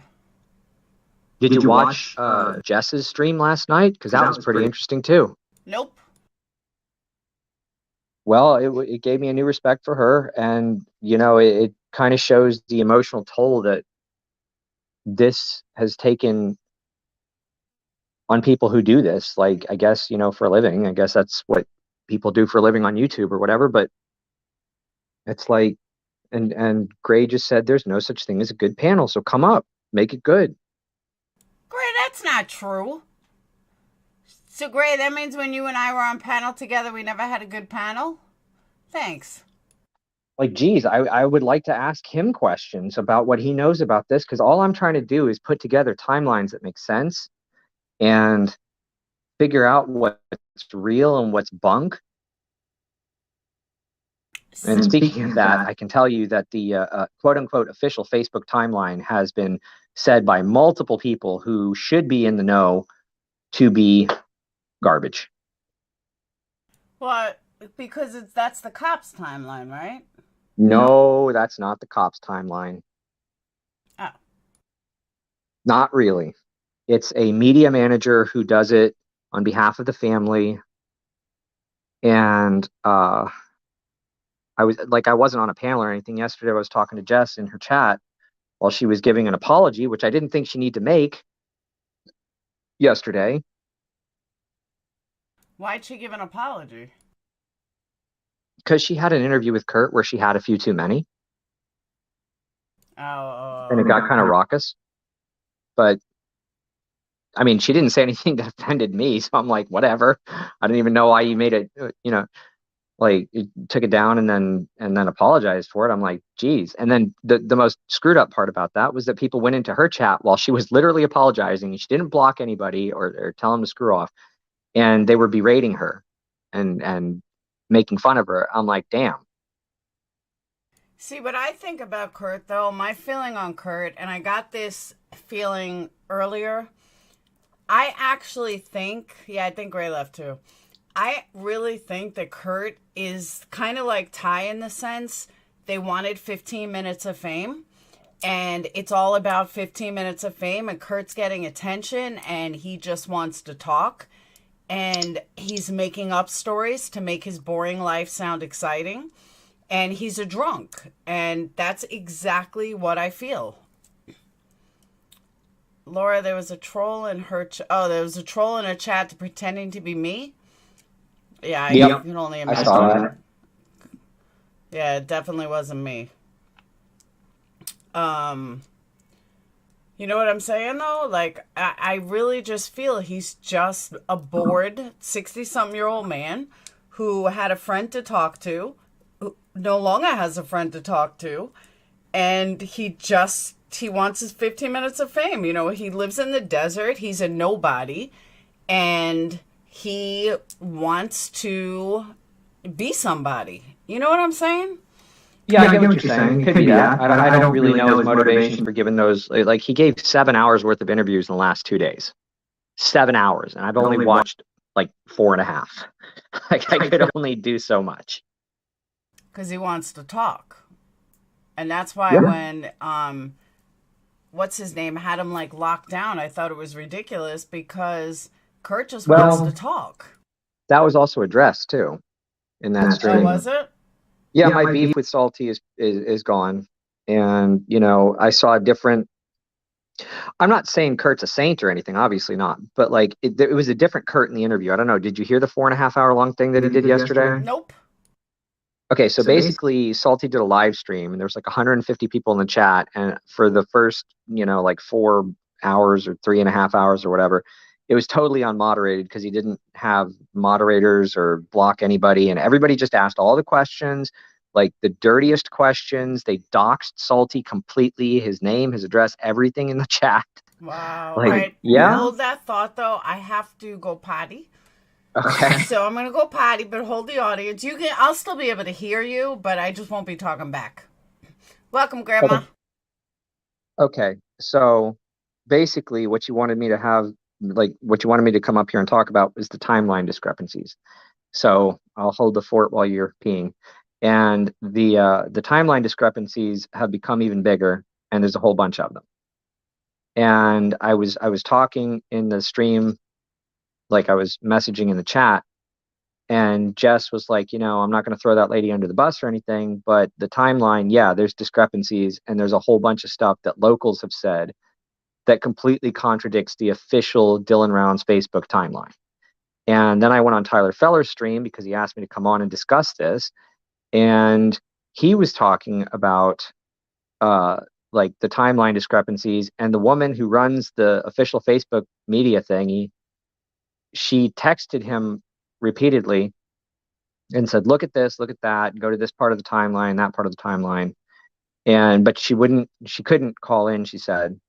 So I'm like, okay, but you know, you've got at least 3 people saying that the gun and the key fob were found. And those 3 people are like as close as you can get. You've got Kurt Wadsworth, you've got Candace's husband, Mike, saying it in the Heavy D Sparks video, which he clearly states in his own words that they found the key fob. They did not bring it from Idaho. It was found there. Okay. So that's a big one for me, because that's the guy right there. Heavy D Sparks video, millions of views. It's right there for everybody to see and hear. And it kind of got overlooked. And the other person who said it is Ty Corbin. And Ty was like, yeah, I knew about the gun and the key fob, but I didn't want to say anything because nobody else had said it. And I didn't know what relevance it had to the case, and it might damage it if he was the first person to put it out there. But somebody else with, you know, like thousands of followers or whatever went ahead and said it. So he felt comfortable saying that as well. Hold up. He corroborated it. Hang on for 1 second. So if he corroborated it and everyone seems to know about it, then why is it not on the official timeline? Well, that's a pretty darn good question that I can't answer. And the woman who runs it is the only one who could probably answer that. Or Candace. Hey, Good Egg, are you still in here? She might know. Why didn't Greg come on the panel? I think he left. Like, I'm so sick of people in the chat talking trash, and then they won't have the guts to get up on a panel and actually talk. That's true, too. Hold on. Laura, PURPLEXEDQT is a beacon of true crime loving gays? What the fuck does that even mean? I have no idea. Me neither. I'm going to block them. All right, go on. It might have been a compliment. Is that a compliment or an insult? I can't tell. I don't know. I don't know either. It's hard to know when people speak in such garbled communications. Like, But there are so many discrepancies with that timeline. It's not even funny at this point. Has anyone reached out to her to find out why? Tyler Feller asked her to come on his show today, and she said she couldn't. Why? She said she was putting her kids to bed. I don't know. It's not Black Dove that's echoing. It's me. Because I'm running two different streams. I'm running two different scenes. So you want to start digging into the timeline BS? Yes. Okay. So here's what's in my notes. And there's some discrepancy about, well, not discrepancy, but there's some theorization that Chase Venstra wasn't the person who got picked up, according to Tyler Feller. But, you know, and I disagreed with him on his own show, so I don't think that there's anybody else other than Chase Venstra that got picked up. Hold on one second. Pardon? Bundy Girl said, I thought on Heavy D they were saying they had the other key fob. Nope. If you listen to it again, and Tyler played it on his stream, he played a little snippet of it at the exact timestamp. Somebody put the timestamp in the chat, and he played it. He said they found the key fob. And that is multiply corroborated by Kurt and Kurt's daughter, whichever Sammy I talked to. I don't know which Sammy it is now, but I talked to one Sammy, and she said that they found the key fob. She said in the pants. In Dylan's pants in his trailer. However, Kurt said something different. He said that Don Hatley, the big biker Santa Claus looking dude, found the key fob on the table in Dylan's trailer. Now, it may have been on the table in Dylan's pants. I don't know. He just said on the table. Okay, I just got bad vibes of Justin, and that is what I do for a living, sense people. Okay? I don't know. I still go back to, I think they're all fucking liars. Well, yeah, I mean, like, that's the thing. You want to talk about bad vibes. It's like the only person you don't get bad vibes off of is Dylan. And by the way, also, I was looking into this, and I was really looking over his Facebook. I don't think he's gay. I really believe that is just a rumor that was started. And the reason I say that is, looking over his Facebook, I see a normal, everyday kid. I don't see it like, when you look at body language, I don't see him leaning in towards guys. I don't see him leaning back towards girls or away from girls. And those are normal body language positions, whether you're, you like someone, you don't like someone. And I just don't see that in his Facebook. I don't know. There's somebody else gay in the chat, and there was another gay person, and they both said that the first vibe they got when they saw pictures of Dylan he was possibly like bi or in the closet or something. So I don't know. But isn't that because Jim put that in all our heads? No, not necessarily. I mean, granted, I don't have gaydar, but still, I don't know. I just feel like, they talk about, he didn't like his mom. He did, though. Like, if you look at the pictures, he did. Well, I've looked at a lot of pictures, and on a lot of them, he had his arms crossed. And the funny thing is, okay, like, if you look at the pictures of Dylan, because Tyler puts and Zav Girl puts tons of pictures of Dylan. Like, I have never seen more pictures of him than on their streams. Yeah, it's his Facebook. It's his Facebook. I don't have Facebook, so I didn't look at his Facebook. I can't. Yeah, it's Facebook. But I guess they probably got a lot of those pictures off of there. Like, the only pictures that I saw him with like a real happy, genuine smile when he was like older was when he was holding the fish that I assume he caught himself after a fishing trip, and when he was holding the hamburger in that restaurant. Okay. And the rest of them, he has kind of I really kind of don't want to be here expression on his face, to me. That's how it looked. It was like, I'm, take my picture and let me go kind of deal. Especially because in a lot of them, he had his arms crossed. And to me, having your arms crossed in a picture with somebody that's your family member or whatever is kind of a guarded position, right? Like, I'm not a body language expert or anything, but when you have your arms crossed, to me, that's kind of a guarded position. Like, you're protecting yourself in a psychological sense, but it manifests through body language. I could be misreading that, but that's just the sense that I got from looking at that. People saying that's a typical cowboy face with the not really smiling. Yeah, I don't like to smile in pictures, but that doesn't mean that I'm unhappy.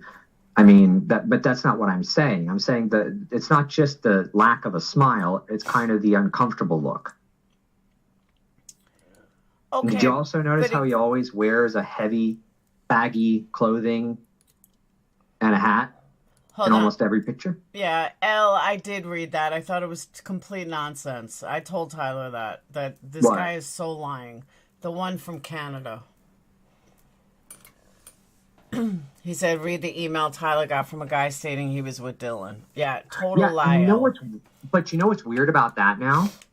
You remember the guy that he said that Dylan was supposedly with, that the family sent to be deprogrammed and de-gayed or whatever? Apparently, that guy isn't Muslim. And I had assumed because, like, honor killing, Muslims do that for being gay or whatever, and it's acceptable, apparently. I'm not an expert. He said there's a Mexican subculture that is also into that sort of thing. And I was like, wait, what? I'd never heard of that. And Tyler had done some research into this. And so I don't give it like massive credibility that the Canada guy and then this other person are legit. But it kind of made more sense, especially with all the stuff that Kurt said about Mexico. He kept bringing up Mexico.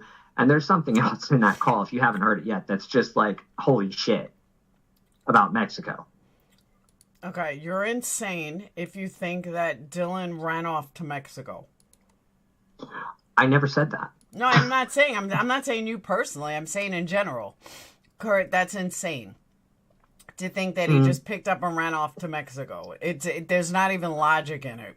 No, but that's not what I'm saying that he said. What Kurt said, and that 4.5 hour thing with Salty, was that very early on, like within the first few days, and this is from Kurt, this is not from me, I'm not making it up, so you can go and listen to Salty stream. Please, for the love of God, I'm so sick of people saying that I make stuff up and pull it out of my ass. No, you don't do that at all. But in that stream, Kurt says that within the first couple of days, Justin Rounds got a call from somebody claiming to be in Mexico saying that they had Dylan and they were going to start hurting him, cutting his fingers off, was the specific thing, which kind of made my stomach turn, and that it was blown off. And I was like, holy shit, what? That's the first I'd ever heard of it. Yeah, I heard about the Robert Avilas and all the other stuff, but I never heard about anybody being held hostage in Mexico. Yeah, that's way too far-fetched. I'm not buying that at all. You know, at this point, this whole thing is so far-fetched and so off the rails and crazy, and it's dragged so many people into it that, myself included, like, people are trashing me in chats and stuff and saying I'm disinfo or whatever, and I'm a secret true crime YouTuber or some crap like that. But, like, I'm not going to completely throw in the trash anything at this point. Like, I've gone back to that. At some point when they arrested Jim Brenner, I was like, yeah, he probably just, killed him. And then now they can't find anything. They've got Jim Brenner on these other charges, and they've got Robert Avilas, they've got Chase Venstra, and they're not releasing anything. And then Kurt comes out with all these different bombshells, and his daughter does too. Like, there's another unnamed party, and Jess corroborated that there's another unnamed party that's out there that should have known that Dylan was missing, a third person that she knows the name of but cannot say. Yeah, I never really bought that either. Thank you, Tyler. Tyler, you want a link? Or are you in someone's living room? All right, go on. No, but the way she said it and the way her co-host said it, they both seem to know who this guy is, this third person, in addition to Don Hatley and James Brenner, that would have known, which brings up another discrepancy in the timeline. And that's what this all comes back to, is all these discrepancies. Okay, so it's been said everywhere, including the official timeline, right, that Grandma called Dawn on Sunday to go look for Dylan, right? Everybody's heard that. However, if you listen very carefully to one of Candace's interviews, she says Saturday night. And then Sammy, the one that I talked to, also said that people were looking for Dylan on Saturday night. So you've got two people. Candace herself, maybe she slipped up, but she didn't say Saturday instead of Sunday. She said Saturday night, which I thought was very telling, because if you're going to conflate Saturday and Sunday, that's one thing. Like Saturday, Sunday, Monday, you know, we all get our days mixed up. But if you say Saturday night very explicitly, to me, that's like different than conflating 2 days, like Sunday, Saturday. All right, let me just say that I got to say this. I have been wrong before. So I'm going to preface what I'm going to say with I have been wrong before. Most recently, pretty recent. So I could be wrong. But I think that you're looking too deep into little things like the Saturday night. And it kind of reminds me of, she does have a missing child, but you can look into anything and find not you personally, anybody can look into things and find anything wrong, even when there's not. So, you know, like if you want to really use a needle and thread to go through every little thing, you will drive yourself nuts. Now, again, I could be wrong, but I just had to put that out there. I agree with what you're saying. And I think that, like, people who are parsing things that are, you know, completely inconsequential, for example, like which one of Kurt's brothers did what to who, and now Kurt says it's somebody completely different. I can't remember his name. His last name's like Shoop or something. Wade Shoop is apparently the guy who actually held women hostage in their house, and it wasn't any of the Wadsworths. So that name was dropped by Kurt yesterday. Wade Shoop. Yes, I don't know the spelling, but that's the guy who supposedly actually held women hostage. And that could be the same person that Jim Terry was talking about. I don't know.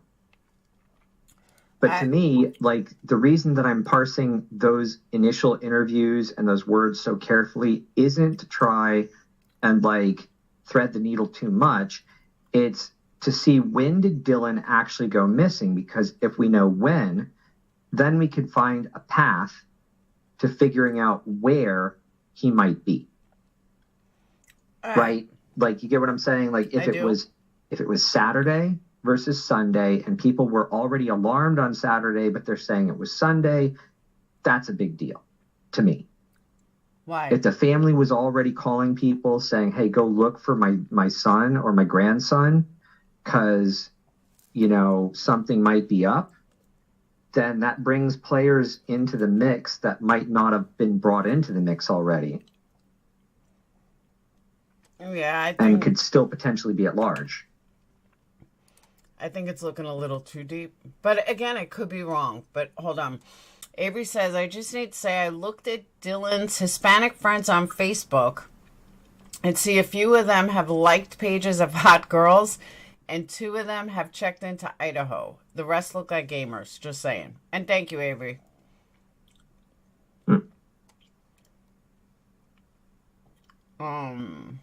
That don't mean much to, though, like as far as being bi or whatever. If that's what that was directed towards. and for some reason, out here in the middle of nowhere, with this cast of characters, poof, homophobia and religion just vanish. What do you mean?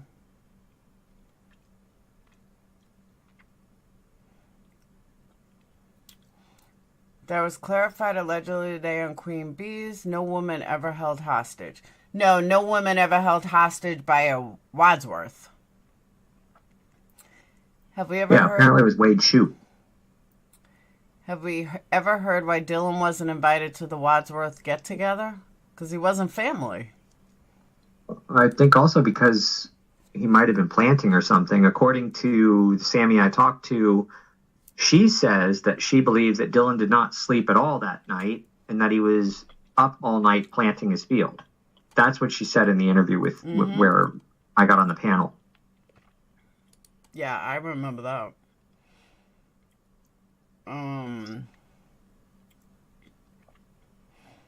There was one kid helping him for 3 days, and he went back to Dylan Grandpa's farm in Idaho. You're not talking about the guy from Canada, right? No. That's the Mexican guy that doesn't speak English that everybody was talking about, and Kurt brought him up in his 4.5 hour thing. He says that this kid hated to be in Lucin, and he didn't speak much English at all, and the only things that he could say were like, when is Grandpa, whatever his face is, I don't remember his name, Grandpa, you know, like, where is he? Come take me back to Idaho, kind of deal. That kid worked on Dylan's farm. I don't know for how long. I don't think it was 3 days. That was the Canada guy, allegedly. But this guy who worked on Dylan's farm is now, according to Kurt, working for the grandfather in Idaho or somewhere around there. So, yeah, he exists, apparently. That one. All right, and to prove my theory, and Jennifer, I am so sorry about that. Jennifer said, Black Dove, when my daughter died, I told some people she died Monday night, but it was actually Tuesday morning. I mean, okay. I'm sorry, and I get what you're saying. Like, it could have been a slip of the tongue, but it was two slips of two different tongues in this case. Like, it was Sammy who said Saturday, and also Grandma, or not Grandma, Candace. Hold on. Kurt cried 3 times in his first interview over being a BFF to Dylan, and he was like a son to him. Clearly, most of the Wadsworth family seem to have met him too. Oh, absolutely. They definitely did. Yeah, I mean, Kurt literally said that Dylan, when he was staying at Kurt's motorhome and it got too cold, Dylan would come in with like a bedroll and sleep on the pool table in the saddle sore. So Brian Hoffman says a keychain has become more vital than a missing homosexual out in the middle of the boonies with religious folks. It is so bizarre to me.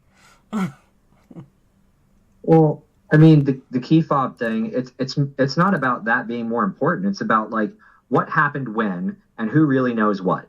That's what it boils down to for me. That's why the timeline and all these discrepancies that keep cropping up and people saying on the official Facebook thing that it happened this way and then somebody else saying, no, it happened this way is important because it might lead to somebody who knows something. Yeah, but okay. So let's look at FBI, cops, whoever. They're going to look at everybody that works for the rounds. I mean, they're going to interview and talk to anyone that's been in contact with this kid. You would hope so. Absolutely. It's kind of like I was very surprised when a certain PI had never looked at the family before he started working on the case. That's like 101. So I would think that the FBI, who's way smarter than I am, would know that the first thing you're going to do is look at the family, and you're going to look, right. It's kind of like it's going to extend from there. You have the core, which is the family. Then you go a little further. You have cousins, aunts. Then you go a little further. Who was close to him? You go a little further. Who worked for you? What stores do you frequent? It's just kind of like the way it works. You know, that's true. But also on the flip side of that, a certain PI did say that, you know, these cops and feds or whatever, they got 100 cases on their desk and they work for 8 hours a day and then they put it to bed and go to sleep. And I'm thinking, you know, well, what resources, well, because obviously law enforcement totally dropped the ball with Dylan rounds in the first like week or more. And they could have gotten a gold mine of evidence and forensics in that first week.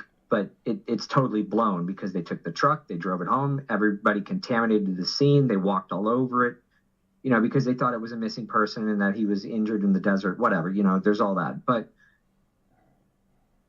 if these people are not like obsessing over it 24/7 because they got 100 cases on their desk, how many resources can they really put in to one missing 19-year-old out in the middle of nowhere who may have met with foul play or whatever? It's like, you know, I mean, the law enforcement's already stretched pretty thin in this country as it is.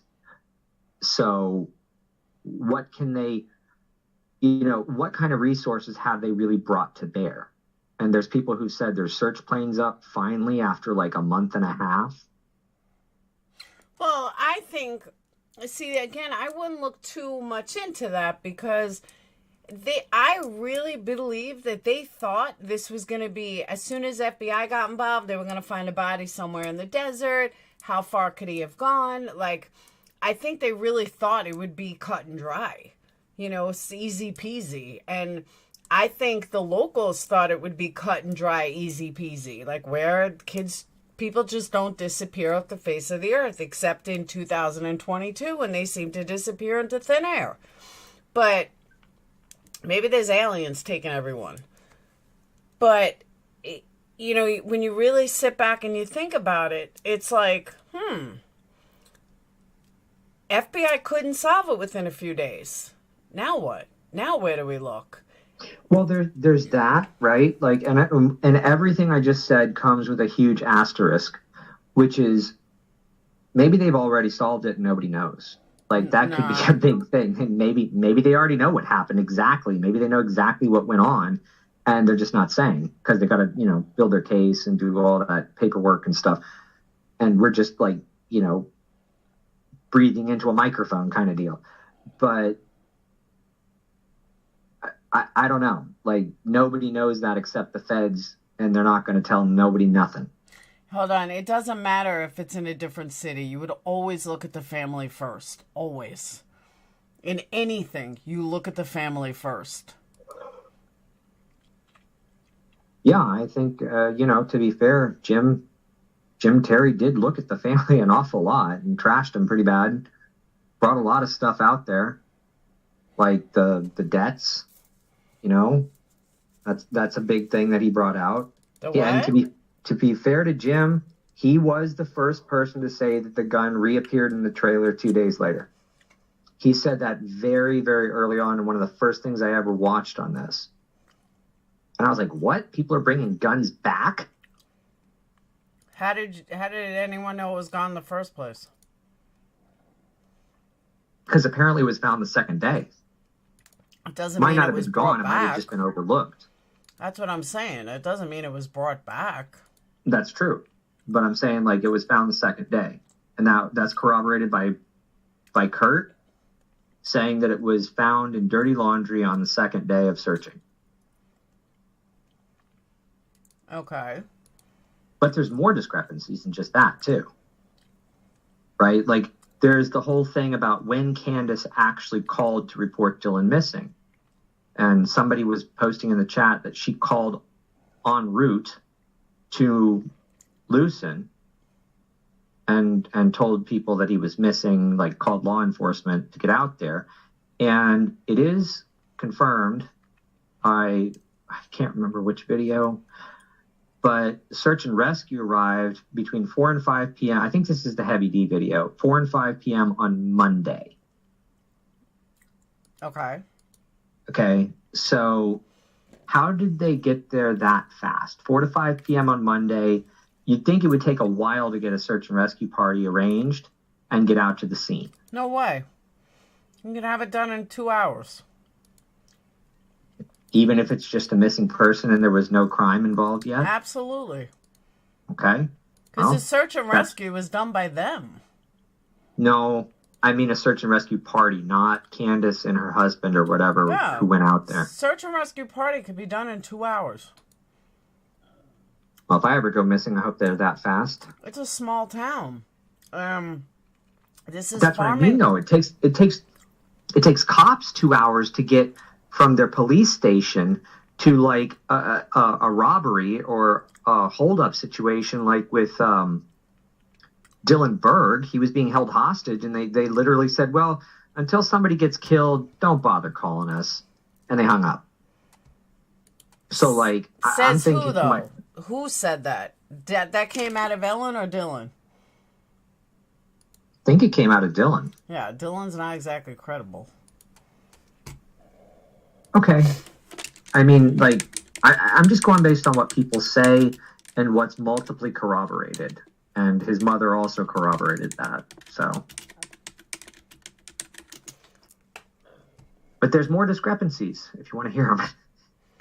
Right, I'm looking something up. Give me 1 second.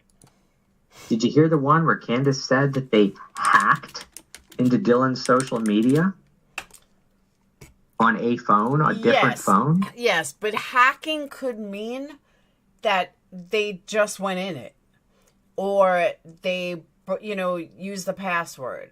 I have used that term. I've been meaning to tell you this. I'm glad you brought it up. I have used that term just by getting in using someone's password, or I'll say to my kids, "You don't give me a password, I'm going to hack your phone." Or give me a phone, I'm hacking into it. I don't think that, see, that's another thing I wouldn't look too deep into. Yeah, okay. But see, these are the things that make my ears prick up as somebody who's in tech, despite the fact that my computer's a magical unicorn that doesn't exist. You heard that one, right? Hello? No, I didn't. Oh, somebody said in the chat, isn't it funny that Black Dove is a tech guy, but he doesn't own a computer, but I do? Oh, yeah, I've heard that one. Yeah, that's a good one. All right, so hold on a second. 2 hours is a lie. It's Where? 35 minutes from the police department to Montello. That's not what the police department said. This is, how far is the closest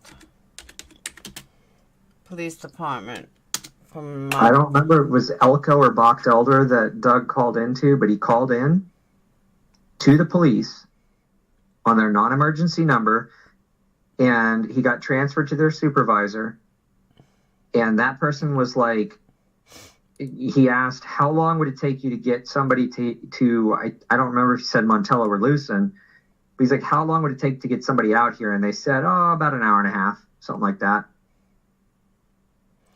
See, Elko is the sheriff's department. Well, there's two counties. There's Elko and Box Elder. One's in Nevada, one's in Utah. And I don't remember which one he called.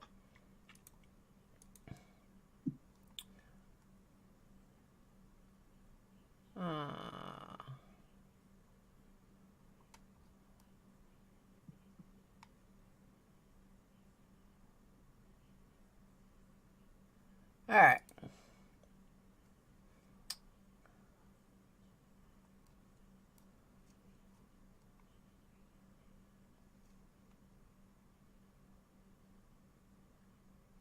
Do you remember the part where Candace said that Dawn and Jim pointed them towards Montello and away from anywhere out in Lucen? All right, hold on. Registered sex offenders in Montello was 0. Crime rate is 100% lower than the national average. Man, that'll change. Unemployment is 2.5%. Environmental hazards, 8 found nearby, but there are 0 registered sex offenders. I remember someone saying there were 100. Well, somebody clarified that in one of the streams that was in Elko City or Elko in general, not in Montello. Montello, yeah. Yeah, Montello has none. I looked up Lucin. I couldn't find one for Montello. I looked up Lucin. There's like 4 or 5 or something, but there's literally 12 people that live there. Yeah, I was gonna say, I thought Lucin doesn't have anyone that lives there. No, according to Michael Moore, there's 12 people who live in Lucin, and one of them is Ivo Starsky, and he's the only guy that's got like a real dwelling, and he's got like this awesome airplane hangar house that's got like a 100-inch TV and an electric fence all the way around it.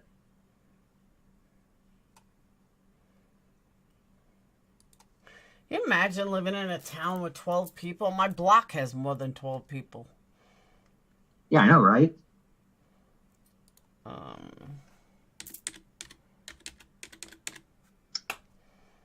Let's see.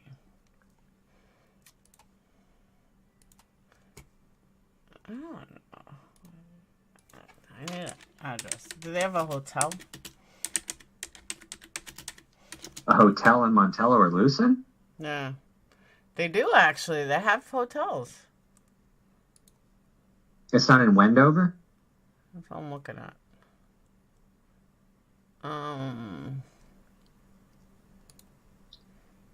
Yeah, it is Wendover.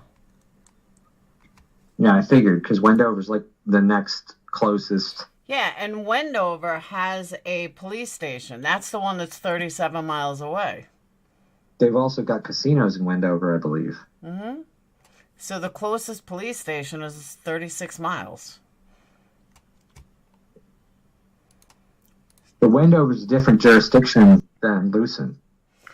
Thank you, Wendover Bust would be in the jurisdiction of Montello. Thank you, Bust Can of Biscuits. Lance said tonight SNR was done by volunteer police department.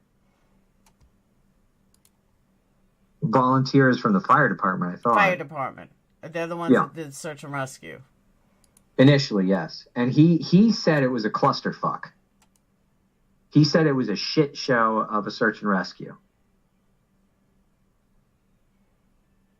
Oh, Montello does have a hotel. It's where Justin stayed.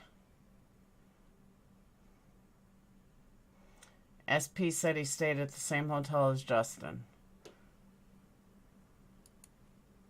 Did you know also that James Brenner and Dylan Rounds lived in the same motel room because they were working together off-site for 60 days? No, I didn't know that. That was another thing that was brought out yesterday. So they would have known each other pretty darn well if they had to live together and work together for 60 days in a single motel room, you know, like taking a dump in the same bathroom kind of deal. Yeah, but I don't think that's ever been a secret. Simply for the fact that, hold on one second. But Wendover is, Montello's in Elko County, but that doesn't mean you have to call that police if you need cops. You can still call 911. You'll get the one that's closest to you. All right, so going back. But I didn't think that was ever a secret simply because Jim was the people that his mom asked to go look for Dylan. So they said it was a family friend. Grandma asked Dawn to go look for Dylan, possibly on Saturday. And that was corroborated by Sammy. It was definitely, according to the official timeline, on Sunday, and Dawn never got back to Grandma until Monday. So there's a possible, 2-day time lag there between Dawn being called to go look for Dylan. And apparently, by they, I mean Dawn and whoever was with him, went to Dylan's truck. And this was in an interview or call or something, because I've got it written down, and I wouldn't write it down unless it was. They went to the truck. They tried to find out if it was broken into or whatever, and it was locked. And they looked for Dylan's guns, apparently. And then they called Grandma back or something and said, hey, everything's fine, don't worry. I don't know what day they called back and said, everything's fine, don't worry. But that was something that was said, that they checked the truck. By the truck, I mean the F-150, not the grain truck. And there's a big thing about the grain truck being moved now too, that's been called into question. Because everybody was like, well, was the grain truck already at the shed and he had to go over there and move it in? Or was the grain truck at his trailer where his farm is and he had to move it from there, which is 5 miles to the shed? Now, apparently, the new truth, I don't know if this is the truth, is that the grain truck was at Dylan's farm where his trailers were, and it had to be moved to the grain shed. And I didn't write this down, but it was written that, can you pull up the Elko County Sheriff's press release about who called who? Because I can't remember, it was on Tyler Feller's stream, and I was asking, like, well, did Grandma call Dylan or did Dylan call Grandma at 6:51 in the morning? And the Elko County thing repeatedly states who called whom, and I can't remember who it was now.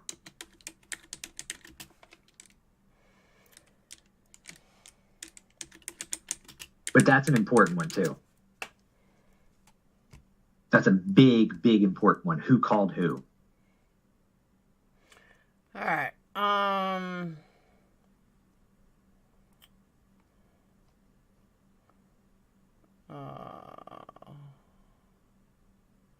You know when it was released?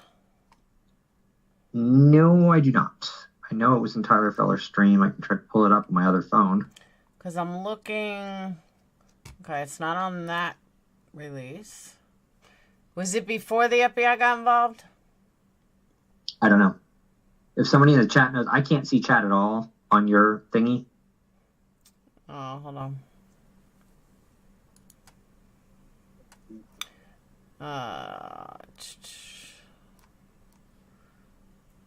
They've actually put out a lot of press releases. I'm going to go back to June 14th.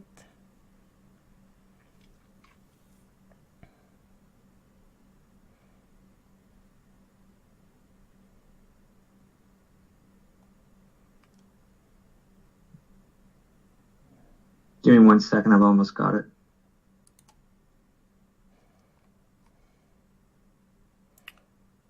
All right, here we go. Dylan was last seen on May 26, 2022 in Montello, Nevada, getting a bite to eat at the Saddle Sore Bar. 2 days later, on Saturday, May 28th, the 19-year-old spoke with his maternal grandmother on the phone. So it was Saturday. I was right about Saturday.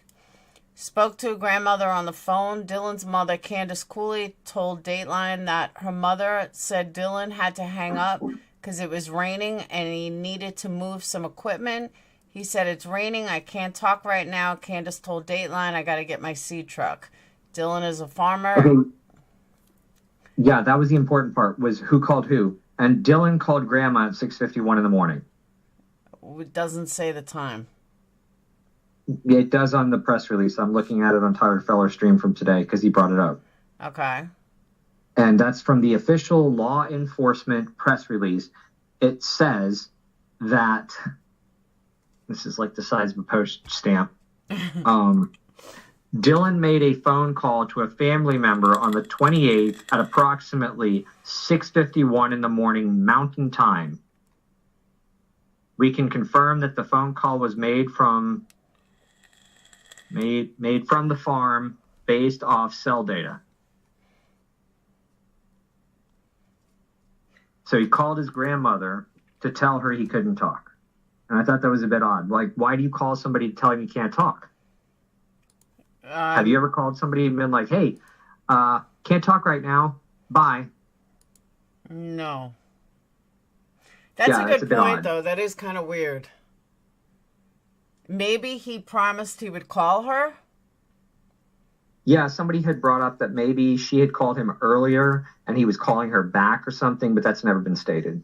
So I just thought it was a bit odd, and it stuck out to me that he would call at 6:51 in the morning and say, "Hey, can't talk right now. I've got to move my grain truck." No, I agree. Why work? You call her and then... Yeah, but that's... It could be that he promised he'd call her for like 3 days, you know, and didn't call her. So now he was just finally, you know, "Hey, I can't talk, but I'm all right, or here I am." Could have been, but also there was something else that stuck out to me about the call. with respect to the grain truck being moved. If the grain truck was at his place and he moved it early in the morning, and this comes from Candace, it wasn't raining heavily early in the morning. So she says in an interview that there were deep ruts in the ground outside the grain shed where the grain truck was being moved in, indicating that it was not moved early in the day because it had not been raining early in the day that heavily, and it was moved later on than they thought. And that was kind of glossed over and forgotten. All right, repeat that one more time. So what Candace says is that there was deep ruts, and this was the thing that Ringo brought up, and I didn't pick up on the first time because of the way he phrased it. He said something about like a struggle or whatever to get the grain truck in. Now I get what he's saying because he watched that video where Candace says that there was deep ruts in the ground as if the grain truck had been moved when it was already raining heavily, but it wasn't raining heavily until late in the day. Right? And now there's also this confusion about the last cell phone ping. It was originally said that it was, well, not originally, but Kurt had said in multiple interviews that that guy, John Sheldon, got a voicemail from Dylan at 3:41 p.m. that day, but he couldn't access it because it was locked by the feds or the cops or whatever. And it came from Dylan's phone. Now, right after that was brought to light, literally the next day, the Facebook woman who runs this stuff with the official timeline put out a press release correction or whatever, and it says that it was actually 2:41 p.m. Mountain Time that Dylan's cell phone last pinged, and that was application data pings, not a voicemail or a phone call. Okay, but that's directly conflicting with what Kurt Wadsworth has repeatedly said, that it was a phone call to a guy named John Shelton that lives out there and is like a property broker that Dylan liked to talk to or something. Don't know exactly who the guy is, but I think he's a property broker. Okay. He has some affiliation to the property that the grain shed was on. Kurt alleges that there is a voicemail that's 1 minute and 5 seconds long on that guy's voicemail box that he can't access because it's locked by the cops, which is completely flying in the face of what the official timeline says. And to me, that's a huge red flag. Yeah, but I don't believe that, because if there was a voicemail, it wouldn't be locked or the FBI would have it. No. What I'm saying is that the guy has a notification on his phone that he's got a 1 minute and 5 second long voicemail, but he can't access it. So he calls his carrier, according to Kurt. Calls the carrier says they can't unlock the voicemail and give it to him or play it for him or whatever because it's been sequestered by law enforcement. That actually makes sense to me. They can't suck up the notification out of the guy's phone that he got a voicemail if he didn't notice it for a couple of days. Yeah, that's not true. What? Cops don't lock voicemails. If it's evidence, they're not going to let the guy play it. Yeah, they will. It's his phone. They would just take the whole phone. They're not going to lock your voicemail. No, for forensic data, they can't just go and grab the guy's phone off of him. All right, listen to me. If I have a phone, I've worked for the phone company. I used to. If I have a phone and my ex left me a voicemail and he got arrested, they cannot lock my voicemail. It just doesn't work like that. They would take my phone and maybe lock it if they had my phone, but they don't. If he still has his phone, they can't lock your voicemail to get a message off. They don't do that. That I know for a fact. Maybe they typically don't do that, but that's something that is technically very possible to do. They can't. They will not get. They would take your whole phone. They wouldn't say we can't. Yeah, they would take your phone as evidence. They wouldn't can't go just bust this lock guy's your door voicemail. down preemptively when he could potentially listen to the voicemail and say, "Hey, we need your phone." All right, hold on. They can lock your voicemail, your voice message, if they have your phone. they're not going to do it to lock your data but keep your phone. Where you can keep your phone, but they're going to lock your data. They don't do that. But it's technically possible. It's easy to do. All right, listen to me. The police or FBI would take your whole phone. They can't leave you your phone and say you can't get your voicemail. They just don't do that. They would warrant the whole phone. And then they would maybe lock your voicemail or get your voicemail. Oh my God, no, they can. And if it's an Apple, they can't get anything. Apple will not release anything. Nothing. Doesn't matter if your kid is missing. They will not release anything. I'm not wrong. I am so right about this. I don't know about Google as much as I know about Apple, but Apple will absolutely not get into it. You can get a warrant with Apple. They still will not give you information. And if you don't believe me, look it up. Apple will block even a subpoena. They won't. I'm telling you. I know this for a fact. Right, but what I think you're talking about is two separate things right now, from what I'm saying. What I'm talking about is not, like, I know what you're talking about with the Apple iCloud and all that stuff, and they have their encryption keys and they don't release them. You know, it's got to be like some major terrorist event or something before they even care if, you know, they're going to release the iCloud encryption key to somebody and give them the data. What I'm saying is not about that stuff. I'm talking about a simple voicemail box, which is completely outside of Apple's purview. It doesn't matter what kind of phone. You can have a Google, an Apple, like a flip phone that's from Walmart that costs $20. If somebody leaves you a voicemail in your voicemail box, that's on the carrier. The carrier has access to that. You could have listened to it before somebody decided to go lock down your voicemail box. And I actually had this problem, not because of any law enforcement thing, but because my SIM card and my IMEI number got screwed up with somebody else. And I started getting a whole bunch of other people, this one other woman. I started getting all of her voicemails because I returned my phone. And they didn't bother to change the IMEI number from like my carrier. They didn't change it so that my actual physical phone that I had in my hand had access to my voicemail box. I had access to somebody else's voicemail box. So I was getting all these weird, like from some Indian woman telling me all this crazy stuff in my voicemail box. But what I'm saying is like, okay, so the voicemail box thing, that's at the carrier end, right? That's not on the physical phone. And it doesn't get played or downloaded if you're using a standard voicemail until you request it from your voicemail box, which is like in the cloud on their server or whatever.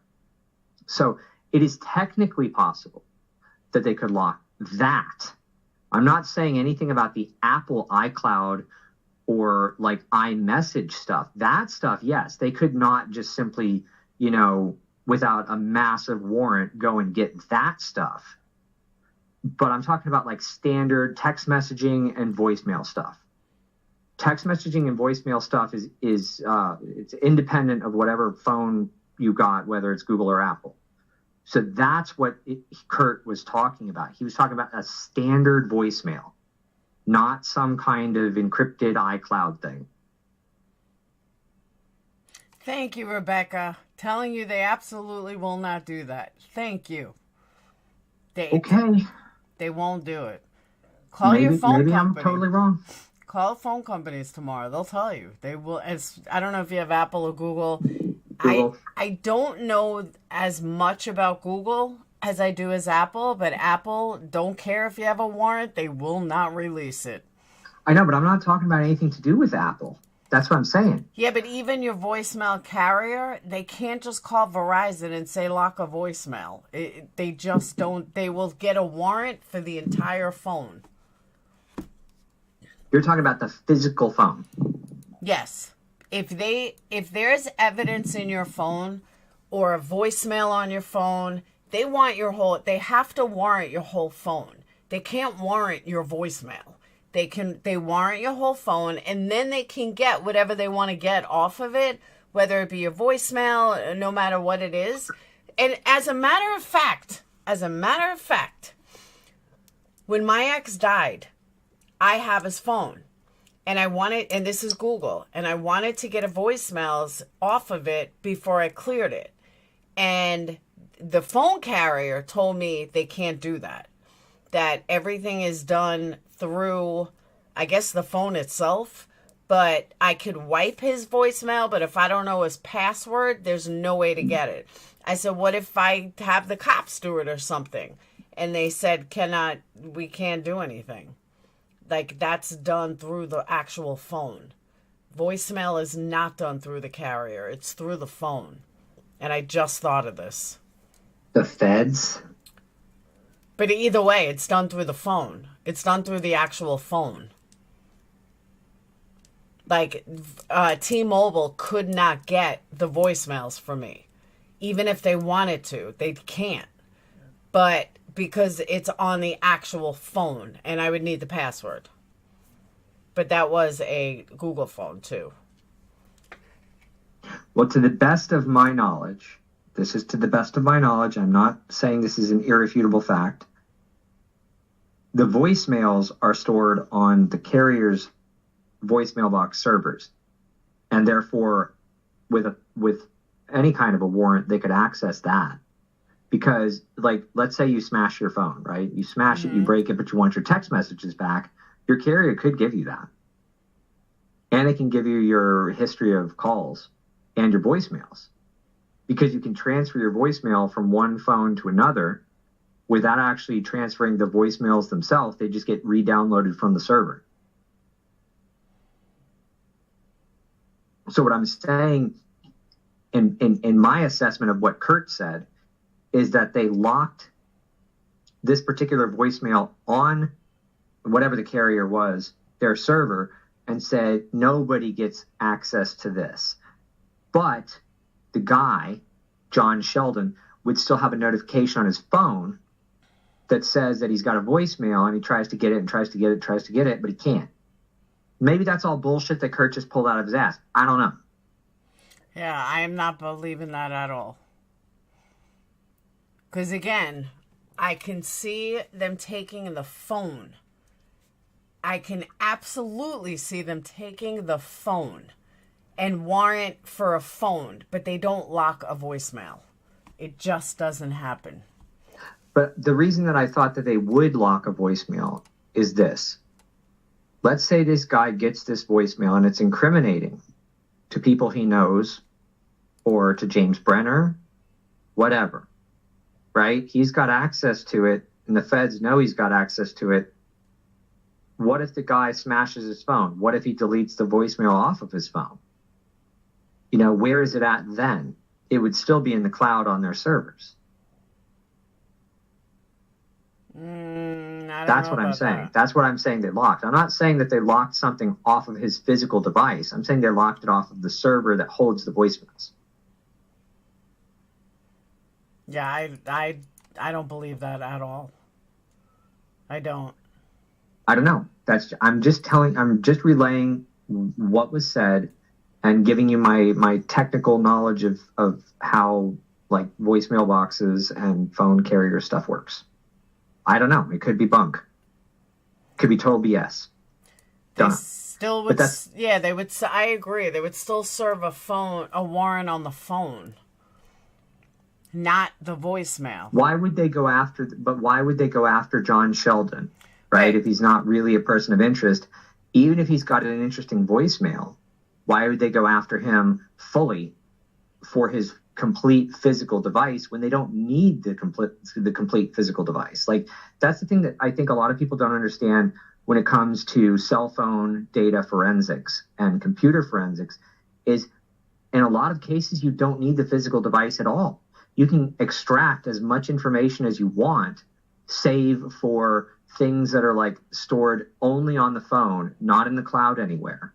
You can extract a lot of data off of that stuff that's not physically stored on the device. Like when I was talking, the very first time I ever called in, I was talking about Snapchat, right? And people had said Dylan used Snapchat. He used TikTok. They can like the feds can just suck up the TikTok and Snapchat data with a warrant, and they don't need a physical phone. Like somebody could microwave the phone or smash it with a sledgehammer, all that good stuff. They don't need the device. They don't need to get a warrant for the device. No, hold on. Someone brought up a good point, and I kind of agree with it, I think. You can read your text messages from any phone with Verizon. If the FBI contacted the carrier to ask about the voicemail, they can remove that certain voicemail from his inbox. I manage a carrier now. But here's the thing. Somebody else, yeah, but I'm not, you can't read your text messages from any phone. You can only read your text messages from your phone or a computer. No, you can read SMS, standard over the airwaves carrier phone messages from any phone if you get the SIM card transferred over and the number transferred over with that SIM card. You can then get all your old text messages. Well, yeah, you can also use backup data and get it too. But what it sounded like you were saying is that the guy is walking around with his phone and, the cops put a block on his voicemail to get this one data. That's what I'm saying isn't happening. That's what I'm saying. Well, okay. So you're saying that's not happening, but what I'm saying is that is technically possible to do. It is technically like, I disagree. In a computer sense, like you can technically do that given the way that voicemails work. I disagree. But somebody also said, and I agree with this, but I don't know if we're right, that once you delete a voicemail, it's gone forever. Nope. No. Okay, no, that is totally not true. Now, that's why I said I thought that too, but I wouldn't fight for that. Like, I don't really know for sure. Oh, I do know for sure. Okay. So there's data retention.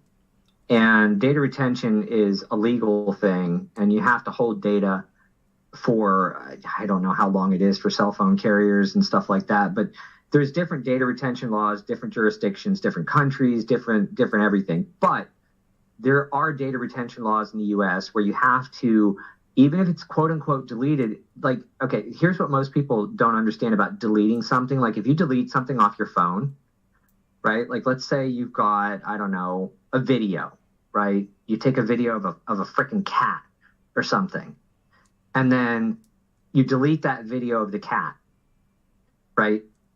It's not really deleted. They just remove the index for that file and it frees up the space so that it can be wiped over eventually. Now, that's on the physical device. However, if it's a cloud-based system or a voice mailbox-based system, which is sort of a cloud-based system, where you have something that's stored remotely, right? You delete it, but it's not really gone. It's not really gone for a very, very long time. Okay, like hold if somebody on. leaves Lisa, but you're missing the point. Me? No, Lisa. You're missing the point, though. They had his physical phone. Yes, you can go through the phone company if you no longer have your phone. Some guy in Florida. If you no longer have your phone. However, the guy cannot walk around with his phone while Verizon locks his voicemail. That's what I'm saying. That's what I'm trying to tell you. Well, that's where on a technical level I'm disputing that, because it is technically possible to lock a voicemail or a voicemail box or a specific piece of data. Even if it's a text message, the feds can say, nope, that it's not going to be able to be downloaded to the phone because the phone doesn't actually get it until it actually receives it. Now, this guy may be full of BS. He may have gotten the voicemail. It may not even have existed. And I don't know if it was downloaded, right? That's not what I'm saying. It may have never been downloaded to the guy's phone to actually listen to it. But when you call a voicemail box, it's not like that voicemail is on your phone. It's on the carrier's servers. Yeah, that you're correct. Yeah. So what I'm saying is that they could technically, not that they would or definitely did, they could technically lock that voicemail and say that it cannot be downloaded to the guy's physical device to listen to it, and it's locked on their servers except for the people who have a warrant to listen to it now because it's evidence. Okay, I don't think it's evidence, and B, I think Kurt is full of shit. Plain and simple. Well, that's fine. Because they're just not going to do that.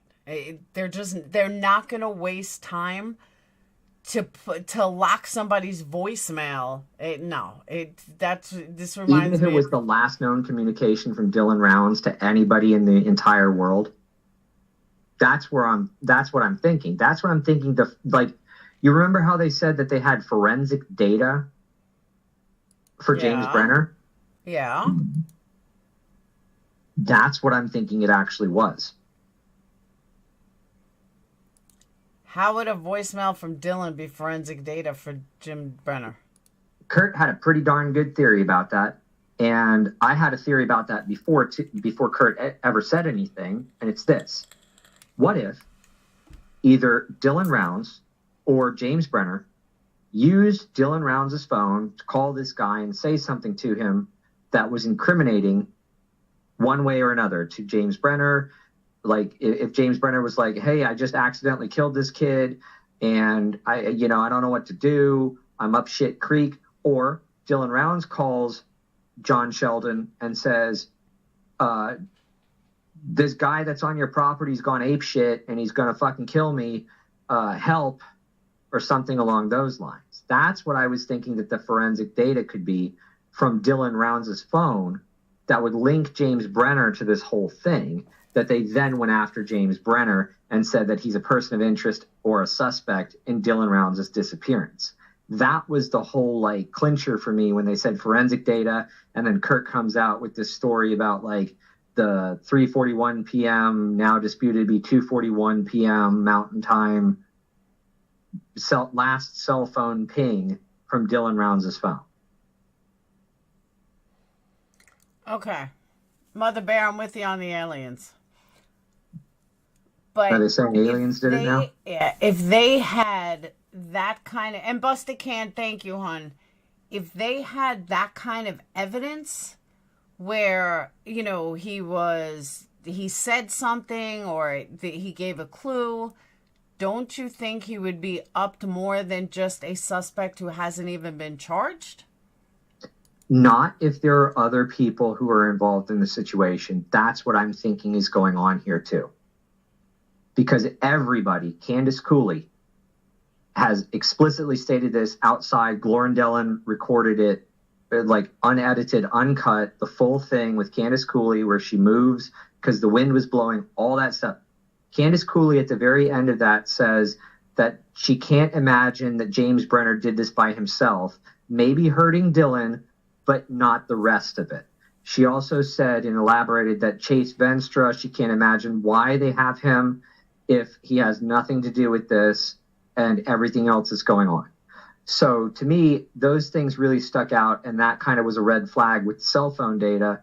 And then Kirk comes out with this bombshell of it was actually a voicemail. And I talked to the guy who got the voicemail, but he can't listen to it because he can't download it to access it and actually listen on it on his phone.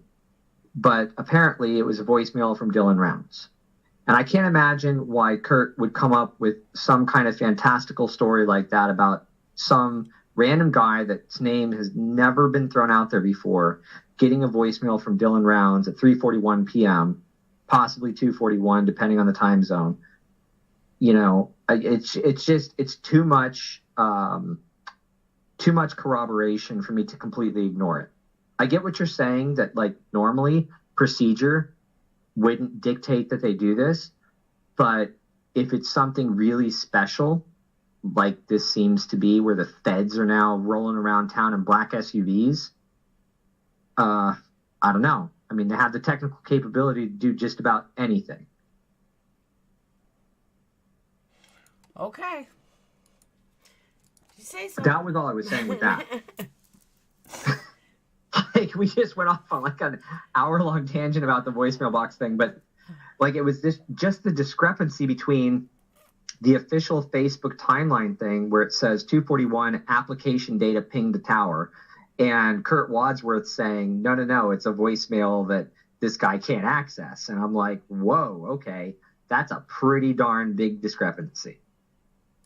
Hey, Joseph. Joseph, I got a question. You might know this. He's also in technology. Question. Would the feds, if I'm walking around with my phone, okay, Joseph, listen up. If I'm walking around with my phone and Black Dove goes missing. I can't see the chat, by the way. Oh, I'm sorry. I had you on mute. I had me on mute to you. All right. So I go missing. I'm sorry. I have my phone and I still have my phone. And Black Dove and I are going out. And Black Dove goes missing. And Black Dove had left me a voicemail on my phone. And he went missing. And I still keep my phone. The feds do not take my phone. Can they call T-Mobile and lock one voicemail from my phone? I say absolutely not. Black Dove says absolutely yes. So, Mr. Communications... I say from a technical capability, yes. No. Well, yes. From a technical standpoint, absolutely. They, technology wise, they can do anything, but legal wise, can they do that? No, they're not going to leave. They would subpoena your whole phone. Right. And I get what you're saying. 100%. I get what you're saying. In a normal circumstance, yeah, they would kick down your door and say, bam, give me your fucking phone, douchebag. But what if they're being more tactful than that and saying, you know what, we're not going to alert this guy in any way. We're just going to lock his voicemail so he can't download or listen to it. And we've got it. We've got it. We can play it whatever we want. We've downloaded it. We've got it as evidence. I don't know. Like I'm saying, I don't know if the story is complete BS or it's true. What I'm saying is that they have the technical capability of doing that. Like they have the technical capability to, like, the FBI, CIA, NSA, they can basically suck up every single phone call in the entire United States and listen to all of it using artificial intelligence and sift through it like a needle in a haystack of needles. That's the term that big data analytics people love to use, right? A needle in a haystack made of needles. And they can find connections between people that would not otherwise be apparent at all. I mean, we're talking about like literally terabytes and terabytes of data, hundreds of terabytes of data they can sift through. So when it comes to like a singular voicemail that may be incriminating, they can do whatever they want. All right. That's all I'm saying. Joseph, they can technically. Joseph said they would. Joseph said they would. Did they want to do it? I don't know. But from a technical standpoint, they can do it. Well, yeah. I know they can. All right. Joseph says they do it every day. So, Black Dove, I'll apologize. I not that I don't trust you, but I know Joseph a lot better. So, I'll apologize. If I'm wrong, I'm wrong. But I'm calling T-Mobile in the morning. Interception done right next to all carriers. All right, like I said, if I'm wrong, I'm wrong. But I don't know. I'm going to find out tomorrow. I'm going to call the police, and I'm going to call... Oh, you can't hear me. I'm sorry. I said I will apologize because I know Joseph, not that I don't trust you, but I do know Joseph longer and more in depth. So Joseph says it absolutely can be done. So I will apologize, but I'm still going to call T-Mobile and the cops tomorrow. And I'm going to find out if you're both wrong. But the thing is, you also got to take into account sources and methods, right? Like they didn't come out and say on a press release, hey, we sequestered this guy's voicemail because we think it might be incriminating. They're not going to tell you like what you want to hear. Cops can lie to you. The feds absolutely will lie to you if you're asking them about sources and methods and capabilities for technical stuff. Like, I mean, you want an example? Try getting info about the spy plane that was circling my city in Florida for about 6 months for multiple hours per day, you know, and ask them, hey, what were you doing up there? Who were you spying on? They're not going to tell you anything. True. And like the best that I could do was find out where the plane lives and find out the front company name that it's run through. Like, I mean, you can find out the front companies, you can find out what they're like possibly spying on by like, you know, cross-referencing data, but they're not going to tell you whether or not they're going to do this or that they can do this. Of course they can do it. Like Edward Snowden back in 2013 proved they can do whatever they want. Scal, I don't like being wrong, but I'll admit when I'm wrong. Like, if I'm wrong, I'm wrong. I'm totally okay with being wrong. Do I like I'm not being saying wrong? you're wrong No. either. The whole story could be total BS from Yeah. Kurt. It could be total BS. I'm not saying you're wrong. I'm just saying that there's a technical capability of like locking whatever they want remotely. Like they can't, technically they can lock down somebody's phone without them even knowing it and suck up all the data off of it with certain types of malware that I won't name. All right, hold on. Bustacan has a good question. Don't you think they would put a gag order on John Shelton or whatever his name is if they don't want to release the fact that they have this voicemail as evidence? Excellent point. She's so smart. True, but John Shelton isn't the one who said it. Kurt said it in an interview. No, but So the she's gag saying order should have been on him. But she's saying whoever has this voicemail, they would put a gag order on him. According to Kurt, he never heard his own voicemail. According to Kurt, what happened was the guy got a notification on his phone of a voicemail that's 1 minute and 5 seconds long, and he can't listen to it. He's never heard it. He doesn't know what it is. But he said it's from Dylan Rounds because that's the phone number that popped up on his notification, and says it's a 1 minute and 5 second long voicemail. And Kurt was like, 1 minute and 5 seconds? I've listened to voicemail longer than that. Blah, blah, blah. You know, he went off on a rant about that. But the point was that the guy can't listen to it because he tried to call the carrier. And the carrier said, no, I'm sorry, we can't release that to you. Wait, hold on. Rebecca, my buddy over here, has a good question. They would be getting every drug dealer in the nation if they were doing that. This is a huge stretch. I agree with that. No. Yeah, they would be able to get some guy just killed his wife. There's proof that some guy killed his wife.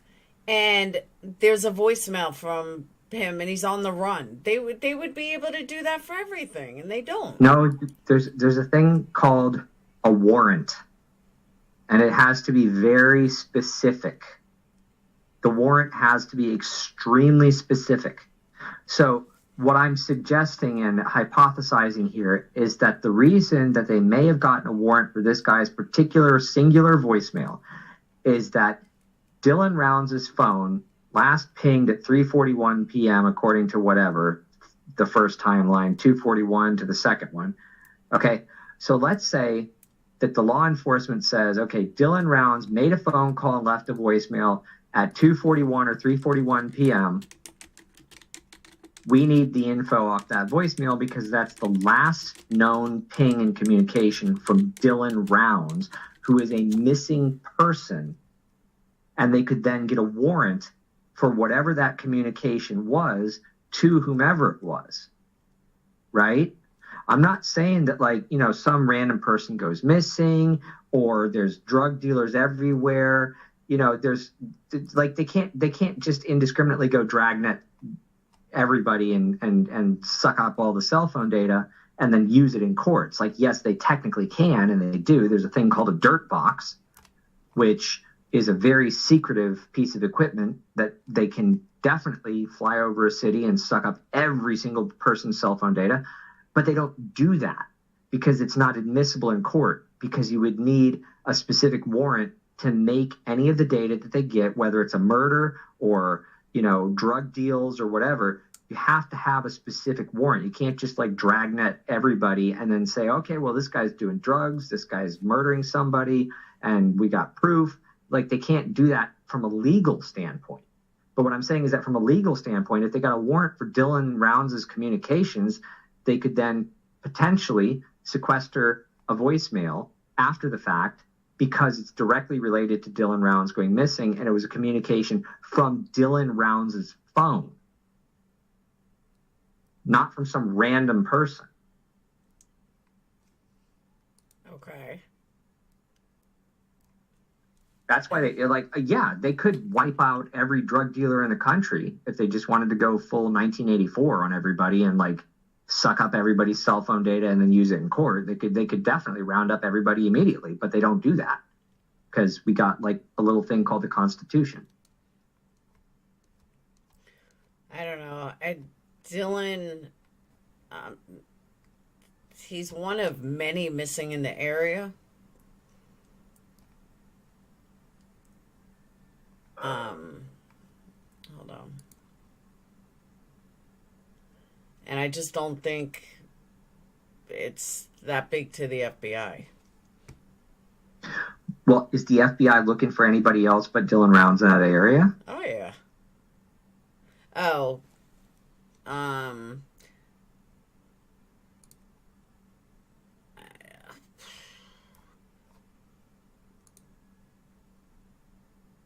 There are so many missing people. Oh, this is national. That was by county. Hold on.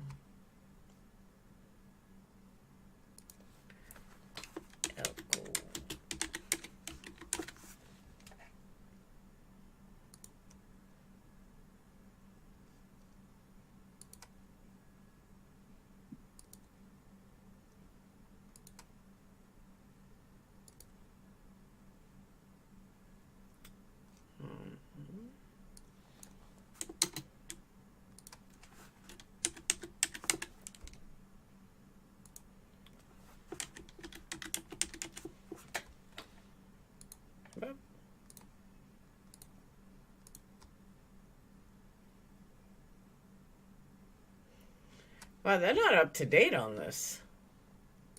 On the official Facebook thing? No, on the National Missing Persons.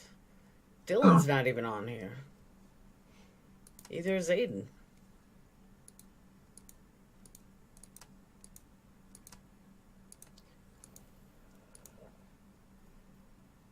But there's about 10 people currently missing in Elko County. Damn.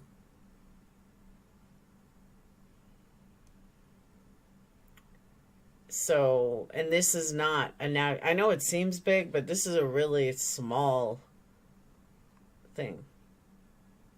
Yeah, that's a pretty sparsely populated area.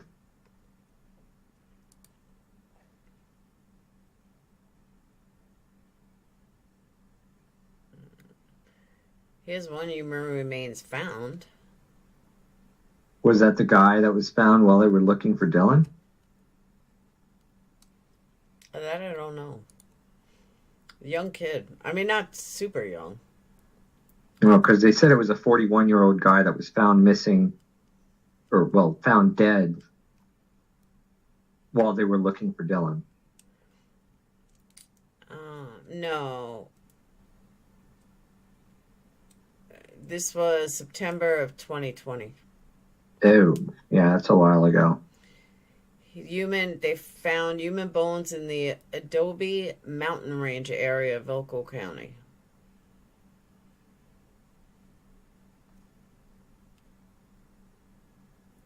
There's a couple.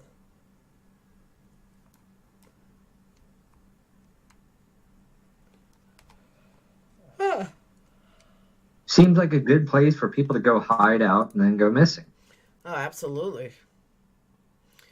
Rebecca, he's very smart, and he's very knowledgeable about the case. Way more than I am.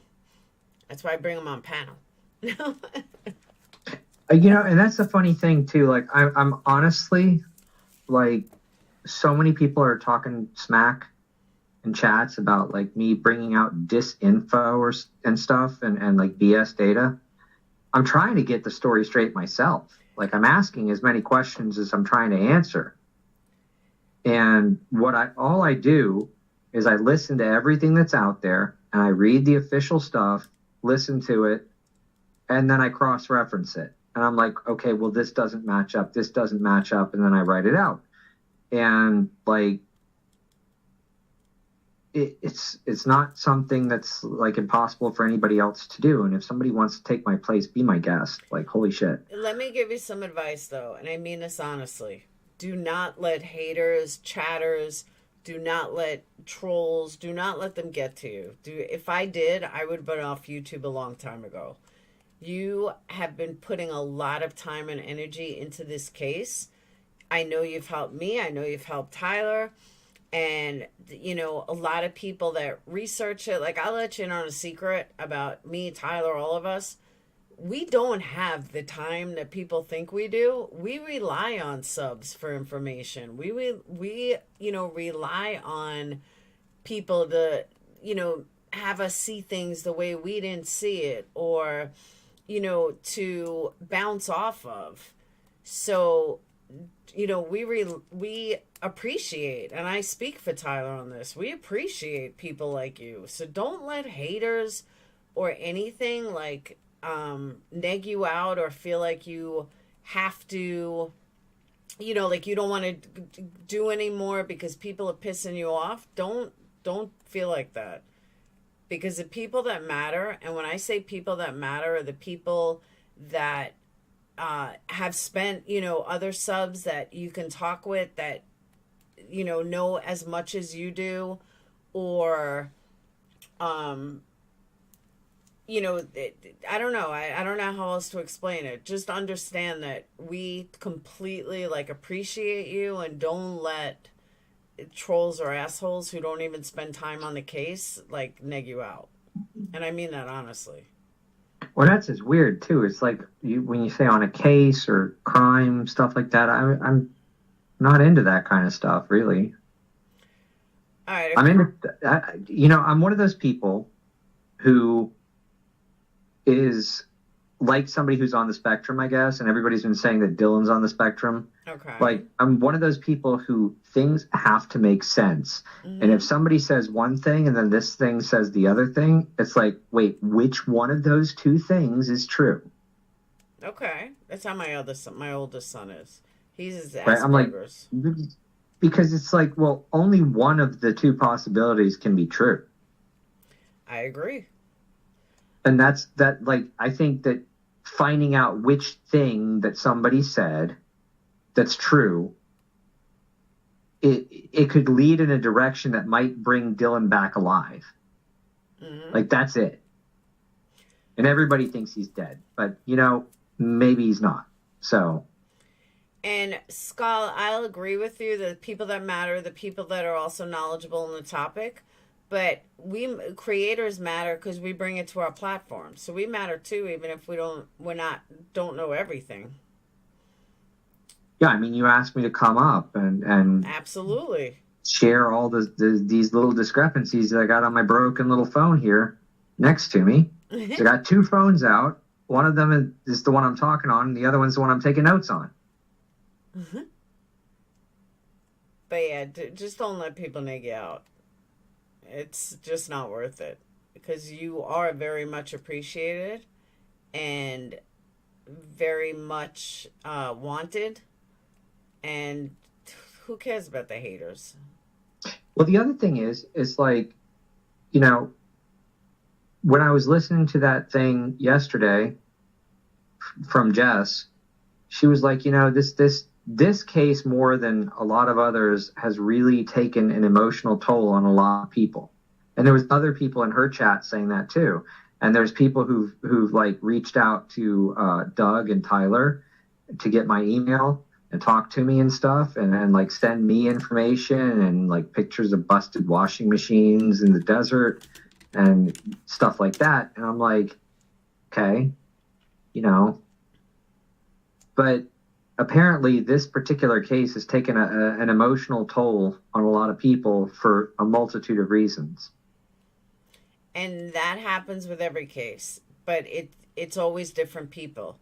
everybody relates to a case for different reasons. And let me also straighten out, yes, all you guys matter. But I'm saying that like his knowledge helps everybody and other people's knowledge helps everybody.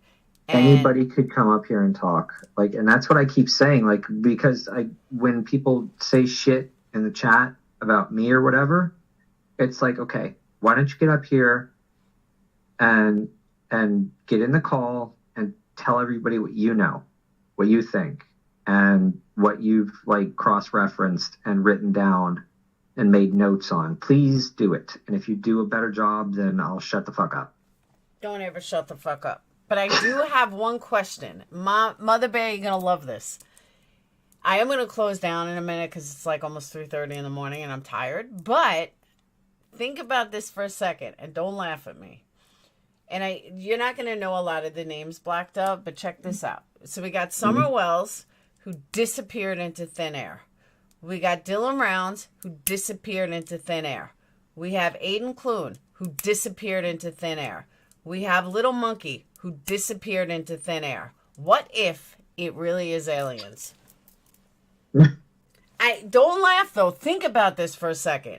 In all these cases, and I can name 10 more, but in all these cases, there's no tire tracks. There's no footprints.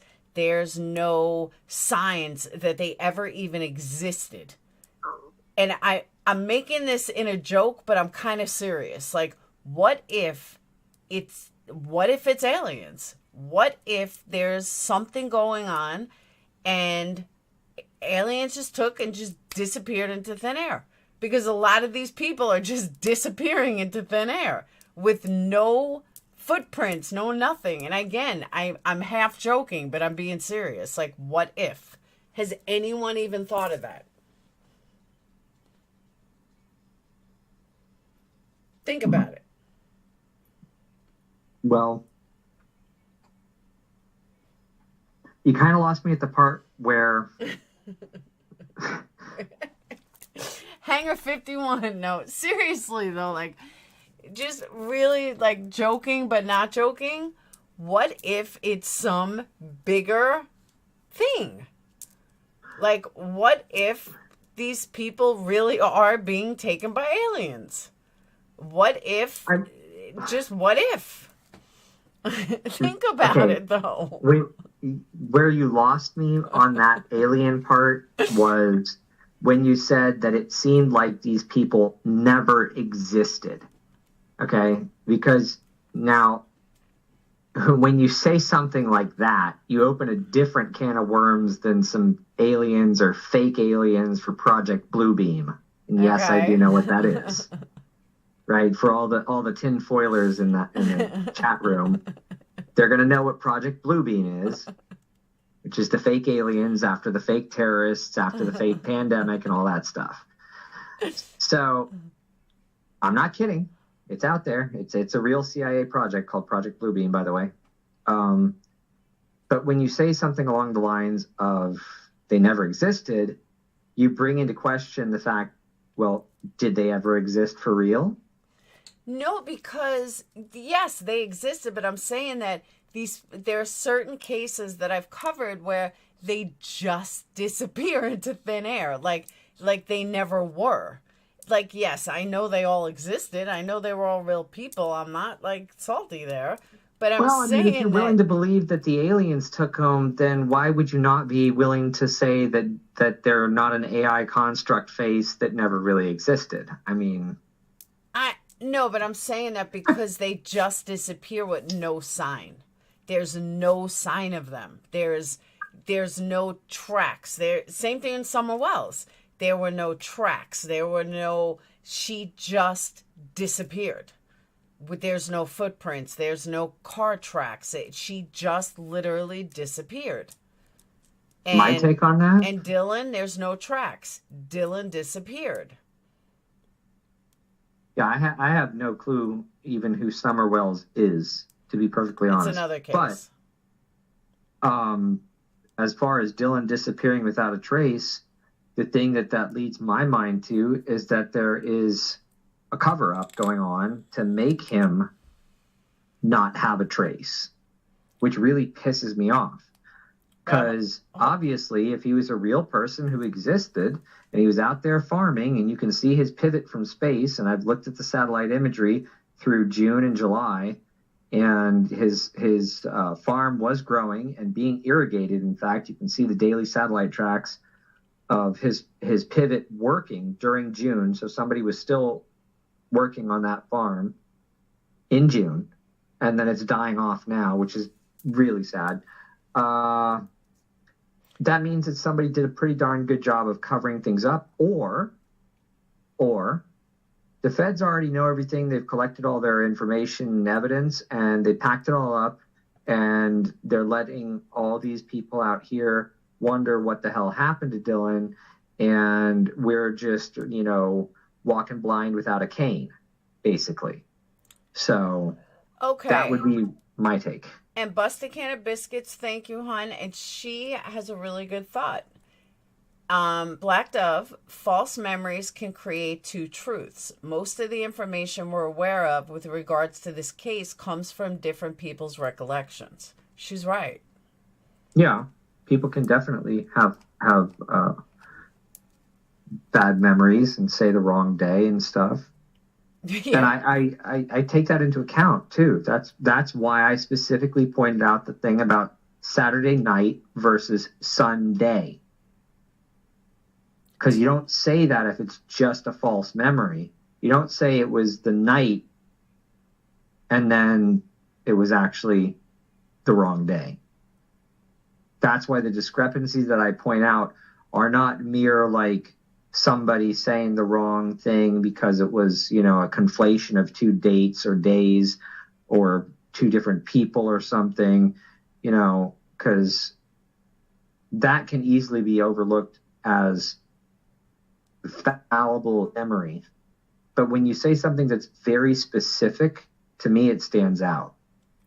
Do you know about Janet Airline? Oh, I know all about Janet Airlines, actually. I know what planes they fly. They fly 737s that were bought from China Airlines. They fly in and out of Area 51. They also have some beach crafts that one of them was actually flying out of Ogden, Utah the other day. And I tracked that one, which I thought was really odd because I didn't know that Janet Airlines ever flew out of Ogden, Utah. And I don't know why they would be in Ogden. But yeah, Janet Airlines flies to what everybody knows is Area 51 and to several other bases there. And also, I believe, to the China Lake facility. All right, hold on. So my theory may not be so far off. Think about this, all right? Just think about it before you respond.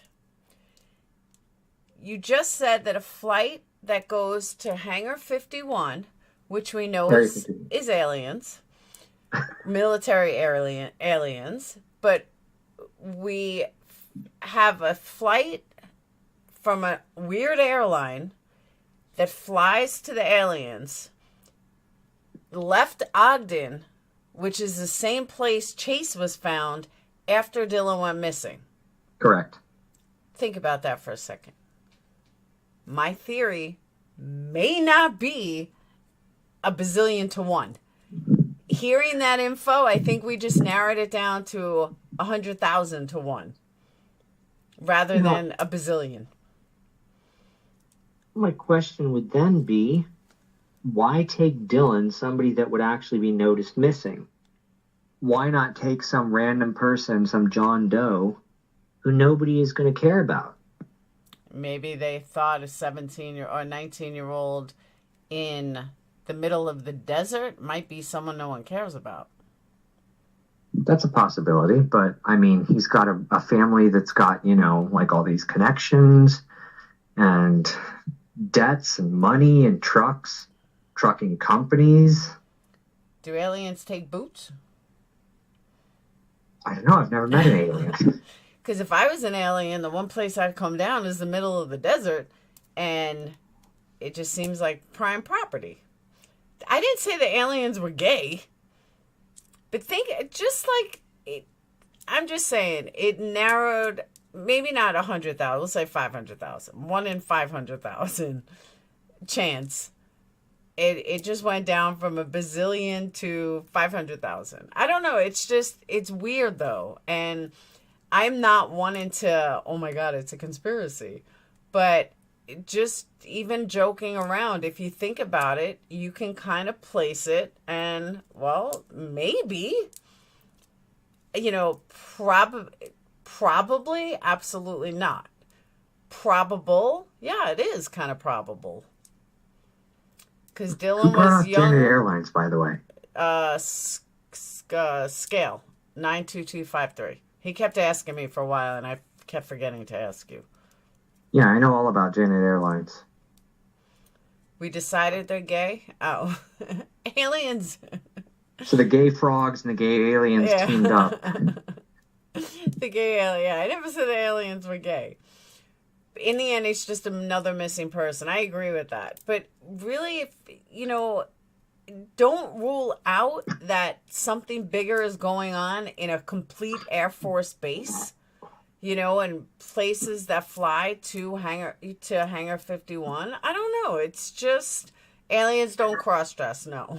Well, I mean, here's the thing about Area 51. I mean, here we go. The stuff that goes on there isn't like, I mean, ostensibly it's not alien stuff. They may have, like, if there are aliens and we had captured alien technology, that's probably where it would be. Dugway Proving Grounds is almost as secretive as Area 51, and it's right, southeast of where Dylan's farm is. And there's all kinds of military stuff that goes on there. Like when Heavy D Sparks flew out there, he had to get special clearance because they were doing live F-35 drills with I believe live ammo that day. So, like the military stuff, like the military, I don't think the military is going to abduct a 19, almost 20-year-old kid, to do what? Like, to do what with him? Where are they going to take him? What are they going to do with him? Like, the military's out there flying hypersonic spy planes and stuff since the 90s from Area 51. I don't think they're going to be abducting human beings for no reason. And people have thrown out all kinds of crazy stuff about, like, organ harvesting. It's like, you don't need to go to some kid in the desert to harvest organs. You can literally go to China and buy them, right? Like you can go to China and you can pick out a person that has your DNA match for an organ transplant, and they will kill them for you, and they will gut them like a fish and harvest their organs for you. And you just need a couple $100,000. That's what a human life is worth in China. So you don't need to go to the middle of nowhere, Utah or Nevada, and harvest organs from some kid who did nothing and whose family is going to notice he's gone missing. Like that doesn't make sense to me. Like the alien thing, the Area 51 thing, it's like, yeah, there's all kinds of spooky stuff that goes on out there, but it's mostly spy planes. It's mostly like top secret stealth stuff and military radar technology that people are, being kept out of the loop from, not some, human abduction thing where they're going to take some 19-year-old kid who's going to be noticed, right? Like even if they were doing that, they would take people who don't get noticed. And Scott, I agree with that. And Dylan made crop circles. They saw them and took him. See, there you go. Thank you, Lisa. He didn't make crop circles. He had a pivot. Hold on. Just like... A serious question, though. What do you think happens in Area 51? Why do you think it's so locked down? Honest question. I think at Area 51, they have probably some of the highest technology, cutting-edge spy planes and military aircraft technology that is 20 to 30 years ahead of what we see. Like, and if you want an example, since I was a little kid, and I actually have a micro machines of this too. If anybody remembers what micro machines are, that just shows how fucking old I am, right? But I have a micro machines of the Aurora spy plane. And it was, I must have bought that back way, way in the 90s, right? So back then, they were talking about the Aurora spy plane, which was supposedly a hypersonic aircraft that was the replacement for the SR-71 Blackbird, which was also shrouded in secrecy, and the A-12 Ox Cart, which is even more secretive than the SR-71 and was even faster and higher flying. And nobody talks about the A-12 Ox Cart because the CIA ran that one, right? The CIA ran the Ox Cart, and that was like, it was smaller, faster, and higher flying than the SR-71 Blackbird. Everybody knows what the SR-71 Blackbird is. Nobody ever talks about the Ox Cart unless you're an airplane nerd, which I am. So that was designed in the 60s, and it flew 3.5 times the speed of sound or something like that at, 80,000 feet. Nothing could shoot it down. You could shoot missiles at it all day long, and it wouldn't catch them. And the Russians built the MiG-25 to try and catch it, but it couldn't catch it, number one. Number two, when it flew up to try and get to it, if it actually achieved its maximum velocity, it would burn its engines out, and it would have to come back and basically be scrapped and completely rebuilt. So since the 90s, there were rumors of a hypersonic spy plane that used something called a scramjet, codenamed Aurora, and now you've got Lockheed Martin, the company that was supposedly behind the Aurora. And I think it was like 2015, 2016, they come out with the SR-72. And if you look at it, it's the spitting image of the Aurora spy plane model that every kid my age built and had a poster of or whatever back in the 90s. So I think it's just military technology that's about 20 to 30 years ahead of the curve for everybody else. And only a couple people pay attention to it, and they're like dismissed as conspiracy theorists or whatever, saying that this plane exists when it really doesn't and all that stuff. But it's mostly stealth hypersonic spycraft. Well, let me also just say you proved one theory, that education really doesn't mean anything. And what I mean by that is Black Dove is a high school dropout. I have a bachelor's degree, and he is 10 times fucking smarter than I am. So it only goes to show it really doesn't matter how much education you have, because a high school dropout can be way smarter than you. So I know about stealth satellites too. You know what? What'd you say? I said I know about stealth satellites too. See, there you go.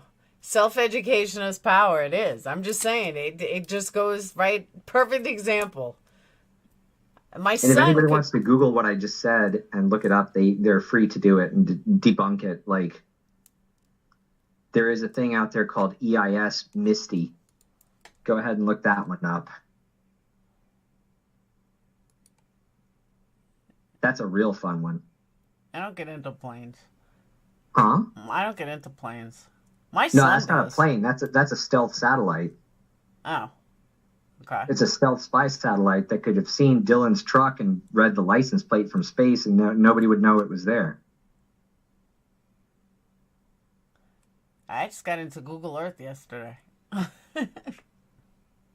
Yeah, Google Earth is really, really outdated. Like, I was looking on Google Earth, and then I looked up Planet Labs, and Planet Labs is where I got Tyler Feller to bring up the images of Dylan's farm that proved that it was, in fact, being irrigated during June. And now I think they've shut the water off, and it's dying off. Like, and that image, like the image of his farm dying, is really, really heartbreaking to me.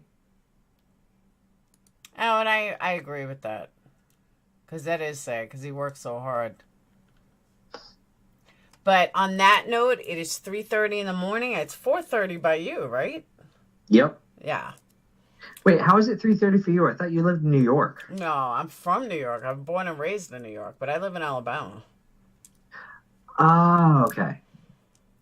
So,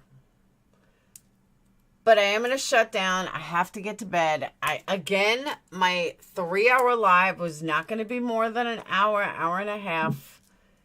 So, Black Dove, and there's almost 500 people in here, and it is 4 o'clock in the morning. Yeah. It's crazy. And it's not for me, that's for you. Because they're not here to hear about aliens. No. Gay aliens at that. No. Gay aliens and stealth satellites. That's it. Hey, if we can't laugh, what can you do? You know what I mean? Now it's Cry myself to sleep. It's 4:30 Eastern Standard Time. It's 3:30 Central. So, all right. So thank you very much for coming up, Black Dove. You know you're welcome anytime. And we will continue with the timeline or something tomorrow, maybe. And that's it. So I want to thank you for coming up. And you have a fantastic night. You too. Thank you for having me as always. You're welcome. You're always welcome. And again, don't let haters get to you. I'll try not to. All right. Bye. All right, guys. I am... Hold on. All right. I am going to go to bed. I gotta check on some candles, but I'm going to bed. Great cross-dressing aliens. There you go. It was a good live. It was a fun live. But you guys get what I'm saying about aliens. You just never know. And I know it's crazy, but you really just never know. So I want to thank everybody. Definitely thank my guest, Black Dove. Thank you, Tyler, for stopping in and your super chat, and everyone else that gave super chats and super stickers. It's not too late if you want to give me a last minute 4 a.m. super sticker. If not, I will see you guys tomorrow. Again, don't forget, you can go to energycandles.com, ENERGIE candles.com to order a candle or a couple of candles or some wax melts, or I'm out of soap because I'm out of soap. So there you go. Yes. Let me go ahead and link to QueenBee. And by the way, what makes you think aliens are naked? We don't know if aliens are naked. Unless you've seen one and know they're naked. You have no idea they're naked. There is QueenBee stream. As long as the answer is correct and all the letters, but it can be mispronounced. What can? You gonna dream alien? Thank you, Lulu. If anyone else wants to join Lulu and send a sticker, they are much appreciated. And if you want to watch a stream and you want to give me a super chat while I'm not live, you can hit the thanks button on the video after it's uploaded. Because they naked? Because I want them to be. Okay, they could be naked. I don't want to see naked aliens. I'd rather aliens wear clothes, but I understand some people want naked aliens. Hey, whatever gets you through the day. Aliens have never been captured in couture. Why, have you really seen them? Maybe they want to dress. E.T. got dressed. So think about that. Thank you, Mari. Hey, K-Rox. K-Rox, did you get your candles yet? Oh, yeah, you did get them. Maybe they abduct us for our clothes. There you go. Or like somebody said in chat, they're naked in the movies. It's the movies. I was going to say something, but I'm not. I was going to say something about Johnny Depp. What was I going to say? Oh, my God. Now I forgot. It's too late.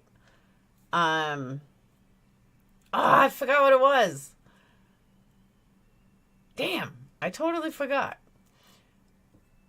An Alien 3, the movie, it was yeah, but those were mean aliens. We need good aliens. We need nice aliens. Can you imagine what all the other I know, right? Fucking gay aliens. She's talking about gay aliens. Yeah, I can only imagine. So, all right, guys. I will see you tomorrow. I hope you guys have a wonderful night. Try to get some sleep. Mother Bear, don't you remember? Johnny was talking to me. He was looking at me with that sexy look. Remember? You remember from the trial? He was like, Laura, where are you? I remember. You remember? E.T. Oh, that's what it was. Didn't E.T. wear clothes? Yes, he did. So there's that. We want to see Johnny Depp naked? I don't know. I want to see John Travolta naked. Before I die, I'm going to get John Travolta. And if I die first before he does, then I'm going to get him as a ghost. Either way, I'm going to get John Travolta. So on that note, Saturday Night Live. No. On that note, have a great night, guys. I am way overtired and need to go to bed. I'm too old to be doing these 4 o'clock in the morning streams, but somehow it seems to be my schedule. So, hey, Tina, I'm actually ending. Clip Channels will own you tomorrow. No, they've actually left me alone a lot. They really have. So, all right. I will see you guys later. Have a wonderful night. Clint Eastwood? Ew.